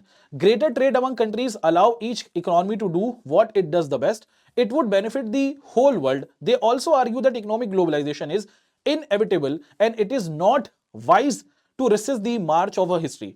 More moderate or supporters of globalization say that globalization provides a challenge that can be responded to intelligently without accepting the unethically. तो यहां पर एक बहुत ही अजीब सी बात हमने देखी। पहला जो ग्रुप हमने यहां पर आपके सामने आता हुआ देखा, इन लोगों का बोलना है कि ग्लोबलाइजेशन से जो गरीब कंट्रीज हैं उनको लूटा जाता है, गरीब कंट्रीज के को एक तरीके से पावरफुल कंट्रीज अपने फेवर के तौर पर यूज करती हैं, और जब ये गरीब कंट्रीज किसी चीज को रीपे नहीं कर पाती हैं तो उनके जो एरियाज होते हैं उनको ले लिया जाता है, जैसे हमने श्रीलंका के कॉन्टेक्स्ट में देखा। वहीं बहुत सारे जो लोग हैं जिनका बोलना है कि नहीं नहीं भैया, इकोनॉमिक ग्लोबलाइजेशन जरूरी है, क्योंकि इकोनॉमिक ग्लोबलाइजेशन के जरिए जब बाहर की कंपनीज आती हैं, जब हमारे भारत के अंदर 1991 के बाद ग्लोबलाइजेशन हुआ और हमारे यहां पर अलग अलग कंपनीज आई, अलग अलग फैक्ट्री आई, तो उससे क्या हुआ? अरे भारत के लोगों को जॉब मिली, उससे भारत के अंदर एक तरीके से जब भारत के लोगों को जॉब मिली, तो जब लोगों को जॉब मिली है ना, तो यहां पर जो लोग इकोनॉमिक ग्लोबलाइजेशन को सपोर्ट करते हैं उनका एक अपना स्टैंड है, और इनका बोलना है कि जैसे भारत के अंदर 1991 के अंदर जब हमने ग्लोबलाइजेशन को होते हुए देखा, तो इस ग्लोबलाइजेशन की वजह से हमारे यहां पर बाहर की बहुत सारी कंपनीज आई और उन कंपनीज के आने से हमारे यहां पर जॉब्स क्रिएट हुई। पहले ये लोग वर्कर्स नहीं थे, पहले लोगों के पास कोई वर्क नहीं था, लेकिन इन प्राइवेट कंपनीज के आ जाने से लोगों के पास जॉब आई, और जब जॉब लोगों के पास आया तो लोगों के पास क्या हुआ दोस्तों, कि जो लोगों की पेइंग कैपेसिटी है, आप क्या देते हो, तो लोगों की जो पेइंग कैपेसिटी है, लोगों के पास पैसा आ गया, और अब लोग पैसा खर्च कर रहे हैं। वो हेल्थ का अपना इलाज खुद करा सकते हैं प्राइवेट हॉस्पिटल्स में, वो एक तरीके से अपने बच्चों को प्राइवेट स्कूल्स में पढ़ा सकते हैं, वो एक तरीके से क्या कर सकते हैं दोस्तों, कि एक तरीके से ना अच्छी चीजों को यूज कर सकते हैं और गवर्नमेंट को भी हैवी टैक्सेस दे सकते हैं। तो यहां पर लोगों का बोलना है कि इकोनॉमिक ग्लोबलाइजेशन से सबका भला हो रहा है भैया। इकोनॉमिक ग्लोबलाइजेशन से लोगों के पास नौकरियां आ रही हैं, लोगों के पास नौकरियां आ रही हैं तो अपना खुद इलाज कराते हैं, खुद अपनी रिस्पॉन्सिबिलिटीज पूरी करते हैं। सरकार को इवन क्या करते हैं दोस्तों, के पैसा देते हैं, और उसी पैसे से सरकार फिर देश की डेवलपमेंट कर सकती है, रोड्स बना सकती है या फिर और काम कर सकती है। तो ये इकोनॉमिक ग्लोबलाइजेशन के सपोर्टर्स रहे। वहीं ग्लोबलाइजेशन के इकोनॉमिक ग्लोबलाइजेशन के अंदर हमारे पास मॉडरेट्स भी आते हैं। मॉडरेट्स का मतलब है, इनका बोलना है कि भैया इकोनॉमिक ग्लोबलाइजेशन हेल्दी तरीके से ही होना चाहिए, लेकिन इसके अंदर ऐसा ना हो कि जो पावरफुल देश हैं वो गरीब देशों को दबाएं, और ऐसा ना हो कि सिर्फ हम इकोनॉमिक ग्लोबलाइजेशन में फायदे ही देखें। इसके जो अनएथिकल प्रैक्टिसेस होती हैं जिसके अंदर लोगों को दबाया जाता है वो नहीं होनी चाहिए। ये पॉइंट्स हमने जाने। What however cannot be denied is the increase momentum towards interdependence and integration between the governments, business and ordinary people in different parts of the world as the result of globalization. तो currently अगर हम देखें, yes, world is interconnected, दुनिया एक तरीके से interconnected है।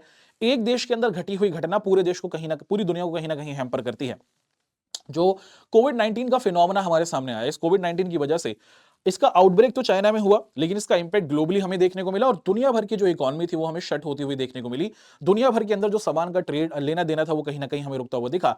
आज की दुनिया एक तरीके से एक ऐसी सोसाइटी बन गई है जिसके अंदर बिजनेस है ना एक चीज के साथ होता है। तो आज के टाइम पर कोई भी जो आपका सामान है, आपका जो मोबाइल फोन जिससे आप हमारी इन क्लासेस को देख रहे हैं, या फिर जो आपका लैपटॉप जिससे आप हमारी इन क्लासेस को देख रहे हैं, वो भी एक इंटरकनेक्टेडनेस के जरिए ही बना है। कैसे? अगर आप ध्यान से देखें कि जो वो मोबाइल फोन बनाने वाली कंपनी होगी, let's take an example of Apple. Apple mobile phone है अमेरिका की कंपनी।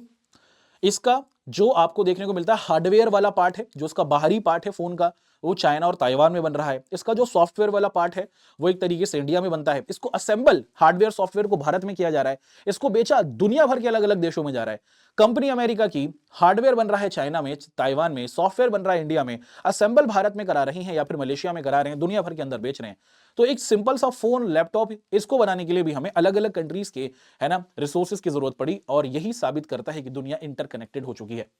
हमारे सामने आ रहा है कल्चरल कॉन्सिक्वेंसेस। अब ये कल्चरल कॉन्सिक्वेंसेस क्या है, और इस कल्चरल कॉन्सिक्वेंसेस के अंदर हमारी जो पॉइंट्स आएंगे और जो हमारी बातें आएंगी उनको हम लोग एक एक करके डिस्कस करना शुरू करेंगे। तो अब तक हम लोगों ने इकोनॉमी, हमारा ये जो ग्लोबलाइजेशन था, इसका पॉलिटिकल कॉन्सिक्वेंसेस देखा कि दुनिया में पॉलिटिकली क्या क्या चेंजेस और क्या क्या डेवलपमेंट्स होती हैं। इसके हमने आपके साथ इकोनॉमिक पर्सपेक्टिव को जाना, और अब हम लोग यहां से आप सभी के साथ इसके कल्चरल कॉन्सिक्वेंसेस की तरफ जाना शुरू कर रहे हैं। देखा जाता है the consequences of globalization are not confined only to the है ना sphere of politics and economic, के इसके अंदर सिर्फ पॉलिटिकली और इकोनॉमिकली ही चीजें नहीं होती हैं। Globalization affects us in our home, कि ग्लोबलाइजेशन हमारे घरों में भी हमें बदलती है। हम क्या पीते हैं, हम क्या खाते हैं, हम क्या पहनते हैं, are needed in what we think shapes what we think. एक तरीके से हमारी सोच क्या होगी, हम लोग क्या खाना खाते हैं, हम लोग क्या पानी पीते हैं, या फिर हम लोग किस तरीके की ड्रिंक को यूज करते हैं, या फिर हम लोग किस तरीके के टॉपिक्स पर डिस्कशन करते हैं, वो भी ग्लोबलाइजेशन से ही कनेक्टेड दिखता है ना।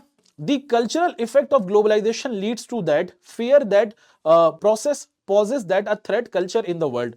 It does so because globalization leads to the use of uniform culture. तो अगर हम देखें कि आज के टाइम पर दुनिया भर के अंदर अगर हम लोग कभी इमेजिन करते हैं कि कोई कॉलेज गोइंग स्टूडेंट होंगे, अपनी आंखें बंद करो, इमेजिन करो कि तुम इमेजिन कर रहे हो कि कोई कॉलेज गोइंग स्टूडेंट है, वेदर इट इज गर्ल और अ बॉय। आपके दिमाग के अंदर क्या आता है? सर मेरे दिमाग के अंदर आता है कि एक लड़का है और उसने टी शर्ट पहन रखी है, या फिर एक लड़की है, या फिर एक लड़का है जिसने शर्ट पहन रखी है।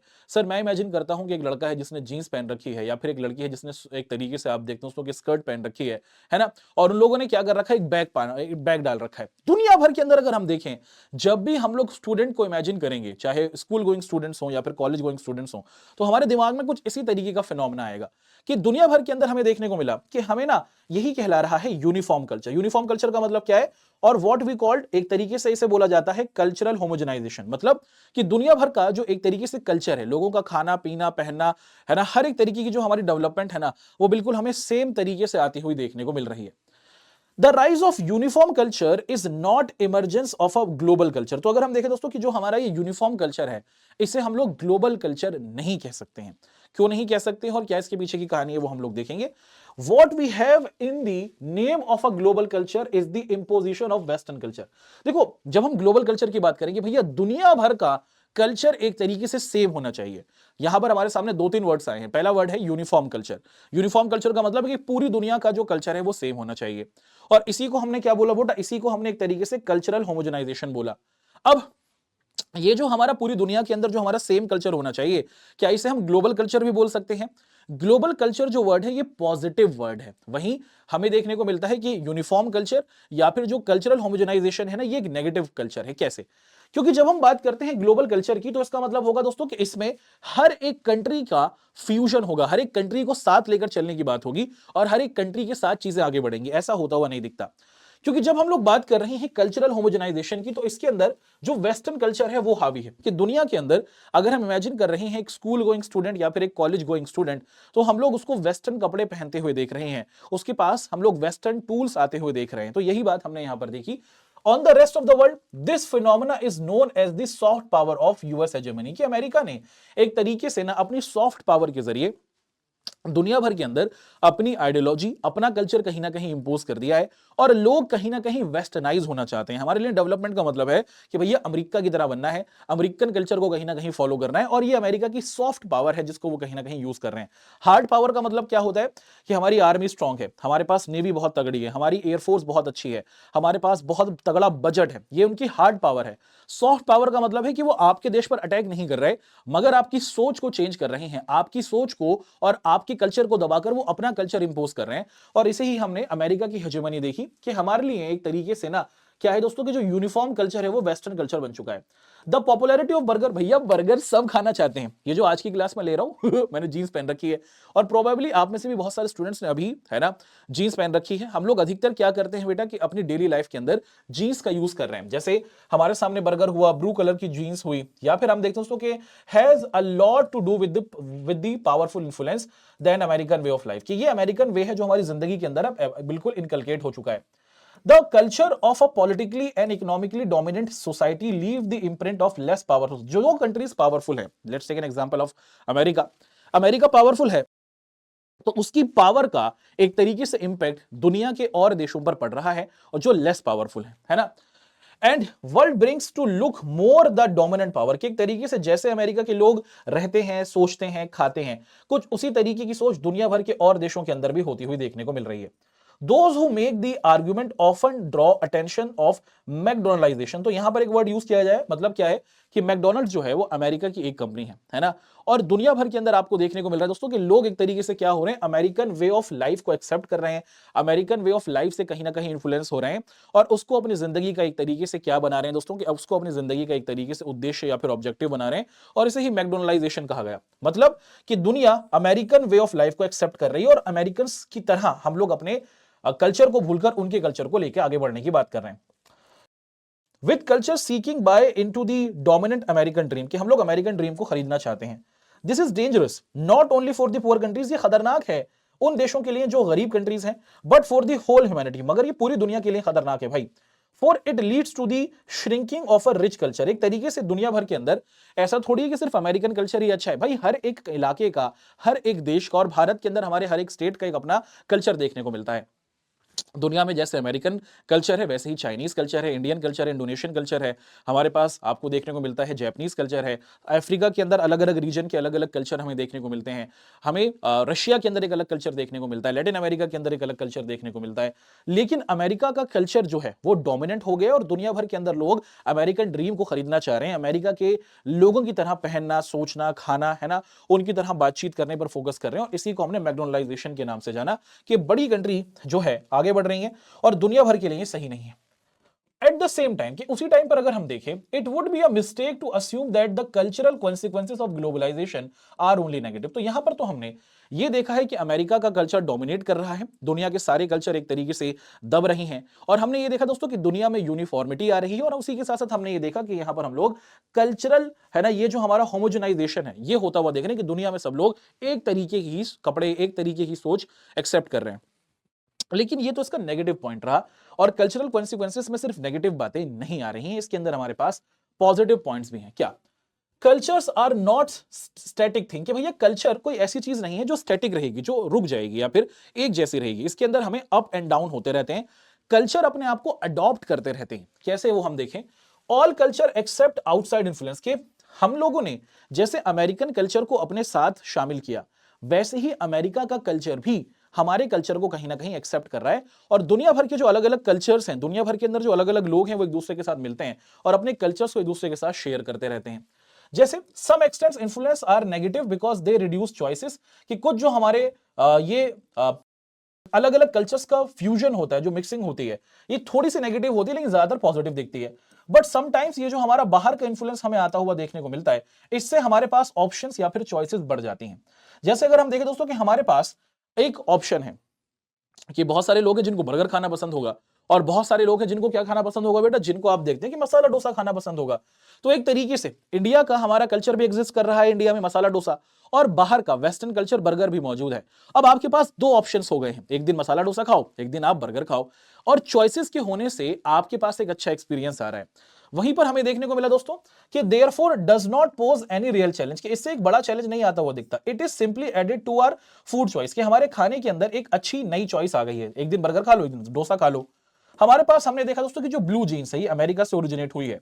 लेकिन अगर आप देखें दोस्तों कि इसके साथ साथ हम लोग क्या करते हैं दोस्तों, कि अगर आप जब अभी आने वाले एक साल के बाद आप लोग कॉलेज जाएंगे, है ना, और ईश्वर करे कि आप सब लोग अच्छे से अच्छी यूनिवर्सिटीज के अंदर जाएं, तो जब आप यूनिवर्सिटीज के अंदर जाएंगे तो आप पूरे साल, आपने पूरी जिंदगी 12 सालों तक स्कूल यूनिफॉर्म पहनी है, भैया हट रही है स्कूल यूनिफॉर्म। अब स्कूल यूनिफॉर्म के बाद अगर आप देखें, जो कॉलेज में अगर आप जाते हैं तो ज्यादातर वहां पर आपको देखने को मिलता है, जो हमारे स्टूडेंट्स होते हैं वो फॉलो करते हैं एक कल्चरल, है ना, फ्यूजन। उसके अंदर क्या है कि वो खादी का कुर्ता पहने होते हैं, और उसी के साथ साथ आपको देखने को मिलता है दोस्तों कि उसी के साथ साथ वो क्या करते हैं बेटा, कि उसी के साथ साथ हमें देखने को मिलता है कि वो खादी का कुर्ता तो पहने होते हैं, है ना, कि वो मसाला डोसा खा रहे हैं, ये सब कर रहे हैं, वो खादी का कुर्ता तो पहने होते हैं, और उसी के साथ साथ हमें देखने को मिलता है कि वो एक तरीके से, है ना, जीन्स भी पहने होते हैं, है ना। और इसको क्या बनाते हैं बेटा, एक यूनिक कॉन्सेप्ट बनाया जा रहा है कि ना, ये सिर्फ भारत के अंदर नहीं हो रहा, बाहर की जो वेस्टर्न कंट्रीज हैं वहां पर भी वो जीन्स पहनने वाले लोग भारत की खादी कुर्ते को एक तरीके से अडॉप्ट कर रहे हैं। तो कल्चरल फिनोमेना जो है, या फिर जो एक कल्चरल स्ट्रक्चर है, वो कहीं ना कहीं दोनों इलाकों के अंदर हमें मिक्स होता हुआ दिखता है। This clothing combination has been exported back to the country that give, तो एक तरीके से भारत के अंदर भी ये हो रहा है, और खुद अमेरिका के अंदर भी आपको बहुत सारे जो युवा हैं, जो यंग लोग हैं, वो ऐसे कुर्ता जींस पहने हुए दिखेंगे। While cultural homogenization is an effect of globalization, on the same process also generates precisely on the opposite effect. It leads to the cultural becoming more different and destructive. This phenomena is called cultural heterogenization. अब ये cultural हेट्रोजेनाइजेशन का मतलब क्या होता है कि दुनिया में हमें अमेरिकन कल्चर तो देखने को मिल रहा है, और ये अमेरिकन कल्चर कहीं ना कहीं डोमिनेट कर रहा है। लेकिन क्या अमेरिकन कल्चर के होने के बाद इंडिया का कल्चर खत्म हो गया? क्या चाइना का कल्चर खत्म हो गया? क्या अफ्रीका का कल्चर खत्म हो गया? क्या रशिया का कल्चर खत्म हो गया? नहीं, एक डोमिनेंट कल्चर मौजूद है, लेकिन हर एक इलाके का, हर एक क्षेत्र का, हर एक कंट्री का एक अपना अलग कल्चर भी मौजूद है और वो मिक्स हो जाता है।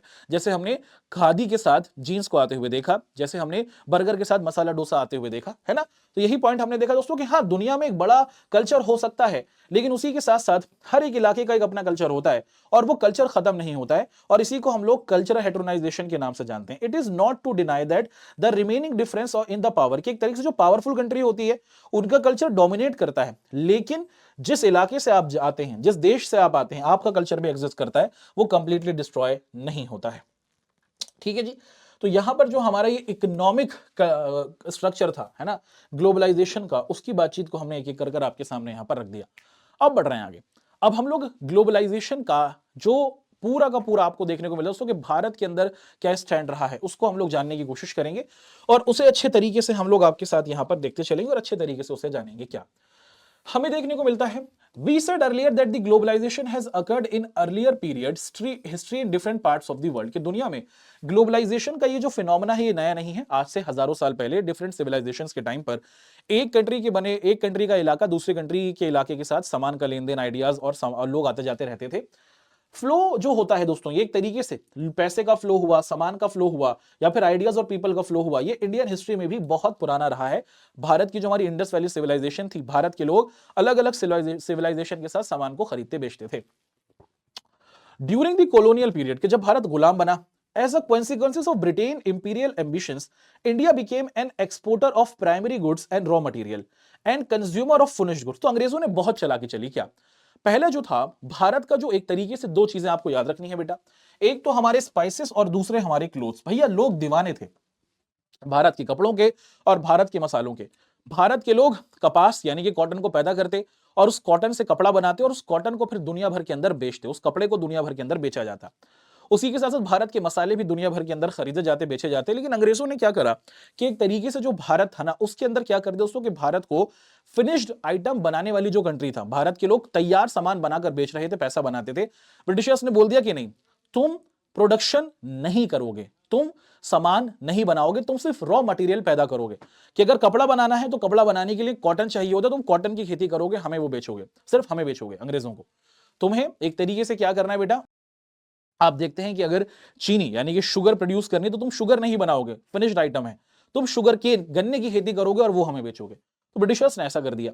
After independence, because of this experience with the British, we decided to make things ourselves rather than relying on others। तो एक तरीके से जब भारत को आजादी मिली तो भारत के लीडर्स को समझ में आया कि भैया हमें क्या करना है, हमें एक तरीके से ना, हम दूसरे देशों पर डिपेंडेंट थे, हम अपना रॉ मटेरियल बेच रहे थे और फिर बाहर के सामान बना हुआ हमारे देश के अंदर आता था। तो हमारे लीडर्स ने बोला कि हम ऐसा नहीं करेंगे। और हम लोगों ने क्या किया दोस्तों कि हमारे लीडर्स ने 1947 के बाद अपने देश के अंदर क्या किया दोस्तों कि जो एक्सपोर्ट होता है और उसी के साथ साथ जो इंपोर्ट होता है ना, उस पर भी कंट्रोल करने की कोशिश की। और भारत ने लार्जली एक फिनोमेना फोकस किया जिसे हम लोग बोलते हैं क्या बेटा, जिसे हम लोग बोलते हैं प्रोटेक्शनिज्म। प्रोटेक्शनिज्म का मतलब क्या है बेटा, प्रोटेक्शनिज्म का हमें मतलब देखने को मिलता है कि अगर आप ध्यान से देखें, ईस्ट इंडिया कंपनी 1600 के अंदर बनी थी। भाई ये कंपनी थी, ये कंपनी थी, कंपनी, बिल्कुल ध्यान से सुना आपने। भारत के अंदर भारत को गुलाम बनाने में, भारत के अंदर भारत के रिसोर्सेज को कब्जा करने में, भारत को एक तरीके से अपनी कॉलोनी बनाने में ना तो अंग्रेज राजा आया है, ना तो अंग्रेज रानी आई है, ना ही वहां की आर्मी आई है। एक ये कंपनी है ईस्ट इंडिया कंपनी, 1600 के अंदर बनी है और 1757 के आसपास ये भारत के अंदर हमारा जो प्लासी और बंगाल वाला रीजन है वो कैप्चर कर लेती है। एक कंपनी ने ऐसा किया है। इमेजिन करो आप, ये ऐसे ही है जैसे भारत से मान लो टाटा हमारी जो कंपनी है, ये अफ्रीका के किसी देश के अंदर जाए और उन्हें गुलाम बना ले। तो भारत का एक्सपीरियंस जो था वो विदेशी कंपनियों के साथ सही नहीं था। हमारे को एक कंपनी ने ही एक तरीके से अपना कॉलोनी बनाया था, है ना। और इसीलिए क्या किया दोस्तों कि हमारे जो लीडर्स थे ना, उन्होंने एक तरीके से क्या करा कि अपने देश को संभालने की कोशिश की। फ्रॉम 1947 टिल 1991 भारत के अंदर हमें देखने को मिलता है कि हमारे देश के अंदर ना, हम बाहर का सामान ना आए हमारे यहां पर, उसको कंप्लीट रोकने की कोशिश कर रहे थे। और हम अपनी इंटरनल, हमारा जो मार्केट था उसे प्रोटेक्ट कर रहे थे। कैसे प्रोटेक्ट कर रहे थे, जैसे 1947 से 1991 की अगर हम बात करें, मान लीजिए कि ये हमारा इंडिया है और इंडिया के अंदर हमें देखने को मिला दोस्तों कि ये हमारा इंडिया है और यहां पर है जापान। ठीक है जी, जापान ये रहा। अब होता क्या है कि जापान के अंदर एक कंपनी बना रही, तो मान लीजिए दोस्तों की तोशिबा एक कंपनी है। अब ये कंपनी टीवी बनाती है ना, और ये जो टीवी बना रही है उसका प्राइस है 10 रुपीज। 10 रुपीज ये भारत के अंदर आकर बेचना चाहते हैं। भारत के अंदर जब ये आके बेचना चाह रहे हैं तो भारत की सरकार ने कहा आ जाओ आ जाओ आ जाओ, कोई परेशानी नहीं है, बिल्कुल परेशानी नहीं है, मगर हम तुम पर क्या करेंगे, मगर हम तुम पर हैवी टैक्सेस लगाएंगे। क्या करेंगे बेटा, हम तुम पर हैवी टैक्सेस लगाएंगे, या फिर हम लोग तुम पर हैवी टैरिफ लगाएंगे, या फिर हम लोग तुमसे ज्यादा पैसा लेंगे। मान लो 10 रुपए का टीवी है तो भारत की सरकार ने बोला कि हम 50 रुपए तुमसे टैक्स लेंगे, इंपोर्ट ड्यूटी भी इसे बोला जाता है।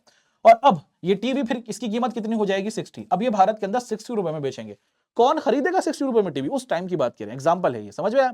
तो बाहर की कंपनियां भारत के अंदर ना आए, इसके लिए हम लोग हैवी टैक्सेस लगा रहे थे, हैवी ड्यूटीज लगा रहे थे, हैवी टैरिफ लगा रहे थे, इसी को हम लोग प्रोटेक्शनिज्म के नाम से जान रहे थे। और हमारे पीछे, हमारी सरकार का इसके पीछे लॉजिक था कि भैया अगर बाहर से सामान नहीं आएगा तो हम लोग खुद इतने स्किलफुल बनेंगे, हमारे यहां पर खुद ऐसी इंडस्ट्री खड़ी होंगी जो सामान को बनाएंगी बाहर के लेवल के हिसाब से। ये हमने यहां पर देखा कि जनरेटेड इट्स ओन प्रॉब्लम, कि एक तरीके से जो हमारे प्रॉब्लम्स हैं इसको हमें क्या करना पड़ेगा बेटा, कि हमें खुद ही उसे क्रिटिकली सॉल्व करना होगा।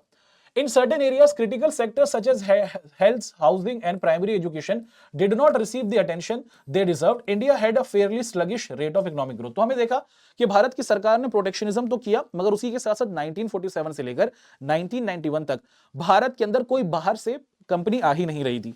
और हमें क्या चाहिए होता है बेटा, अगर इंटरनेशनली हमें सरवाइव करना है तो हमें चाहिए होता है डॉलर। क्या चाहिए होता है, हमें चाहिए होता है डॉलर। जैसे भारत के अंदर हमारे व्हीकल्स हैं, हमें चाहिए व्हीकल्स के लिए पेट्रोलियम। भारत के अंदर पेट्रोलियम पैदा नहीं होता, अगर हमें खरीदना है अरब कंट्रीज से, अगर हमें खरीदना है किसी और देश से, तो हमें उनको पेमेंट करनी पड़ेगी डॉलर में। और भारत के अंदर तो डॉलर आ ही नहीं रहा, क्योंकि बाहर की कंपनी सामान बेचने के लिए आ ही नहीं रही है, वो हमें टैक्स देने को तैयार नहीं, इतना बड़ा टैक्स हम ले रहे हैं। तो क्या किया है दोस्तों कि टाइम आने लगा 1991 के आसपास कि भारत का जो हमारा ये इंटरनेशनल करेंसी है, डॉलर है, ये खत्म होने लगा। 2 हफ्ते का ही डॉलर बचा हुआ था और भारत के एक तरीके से कंगाल होने का टाइम आने लगा था। भारत के लिए बहुत ज्यादा क्रिटिकल सिचुएशन आ चुकी थी। लेकिन इस क्रिटिकल सिचुएशन से निकाला जाता है भारत को। पीवी नरसिम्हा राव और सरदार मनमोहन सिंह, उस टाइम के फाइनेंस मिनिस्टर, वो भारत के लिए एलपीजी प्रोग्राम को इंट्रोड्यूस करते हैं। और भारत से 1991 से 2025 तक की जो हमारी कहानी है, फिर भारत किसी की तरफ नहीं देखता। तो हमने यहां पर देखा कि 1947 से 1999 के बीच में हम लोगों ने प्रोटेक्शनिज्म किया, लेकिन प्रोटेक्शनिज्म करने के बाद भी हमारी एजुकेशन उतना अच्छा नहीं कर पाई, हमारे यहां पर हेल्थ भी उतना अच्छा नहीं कर पाया, हमारे यहां पर जॉब्स भी उतनी अच्छी क्रिएट नहीं हो पाई, और भारत की जो इकोनॉमिक ग्रोथ रही वो स्लगिश रही, यानी कि बहुत ज्यादा ढीली ढाली रही। In 1991 responding to the financial crisis, Bharat के अंदर फाइनेंशियल क्राइसिस आ गया था। To the desire for higher rates of economic growth, India embarked on program of economic reforms, has sought increasingly deregulate value sectors, including trade and foreign investment. While it be too early to say how good has been for India, the ultimate test is not high growth rates to making sure that the benefit of a growth are shared so that everyone is benefit. तो एक तरीके से हमने देखा कि 1991 के अंदर भारत की जो इकोनॉमिक पॉलिसीज थी उसको रिफाइन किया गया, उसको एक तरीके से हमने रिफॉर्म किया।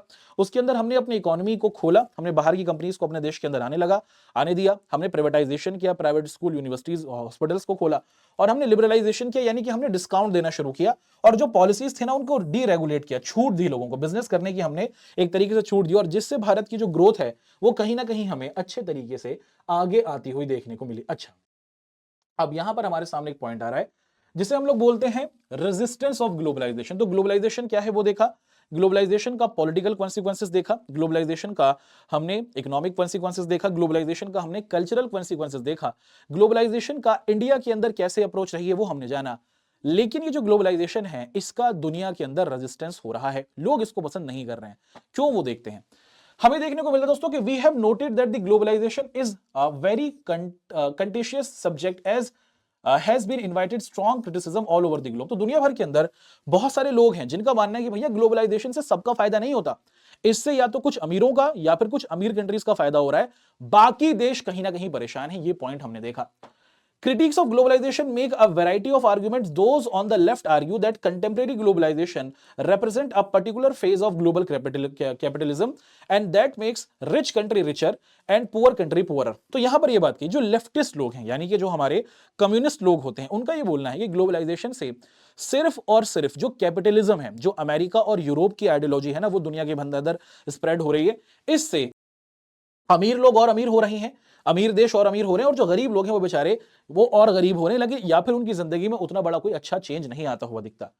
वीकिंग of the state leads to the reduction of capacity of a state, के एक तरीके से जब गवर्नमेंट की पावर कम हो जाती है तो इसके बाद हमें देखने को मिलता है दोस्तों कि इसके बाद जो गवर्नमेंट पहले वेलफेयर कर रही थी फिर वो पुअर लोगों की तरफ या फिर गरीब लोगों की तरफ ध्यान नहीं देती है और वो देश के लिए उतना अच्छा नहीं होता। Critics of globalization from the political right express anxiety over the political economic। तो वहीं जो लेफ्टिस्ट लोग थे, जो लेफ्ट आइडियोलॉजी को फोकस करते थे, है ना, जो है ना, उन्होंने ये बोला कि ग्लोबलाइजेशन से अमीर देश अमीर हुए हैं और गरीब लोग और गरीब हुए हैं। ग्लोबलाइजेशन ने सबका फायदा नहीं किया है, सिर्फ कुछ ही सेक्शन ऑफ लोगों का फायदा हुआ है। ये पॉइंट हमने देखा। वहीं जो राइटिस्ट लोग हैं, यानी कि जो ग्लोबलाइजेशन के सपोर्टर्स हैं, उनका ये बोलना है कि नहीं नहीं भैया, ग्लोबलाइजेशन ने पॉलिटिकली भी, ग्लोबलाइजेशन ने इकोनॉमिकली भी और ग्लोबलाइजेशन ने क्या किया दोस्तों कि कल्चरल भी अच्छा इंपैक्ट डाला है और अच्छा इफेक्ट दिया है। इन पॉलिटिकल टर्म्स की अगर हम पॉलिटिकली देखें, also fear the weakening of state, economically they want to reduce the self reliance of protectionism. तो जो हमारे ग्लोबलाइजेशन को पसंद करने वाले लोग हैं, उनका ये बोलना है कि जो प्रोटेक्शनिज्म था उसकी वजह से भारत को नुकसान हो रहा था। जब हमने प्रोटेक्शनिज्म को हटाया, ग्लोबलाइजेशन के लिए भारत के दरवाजे खोले, तो भारत को फायदा हुआ कि नहीं हुआ।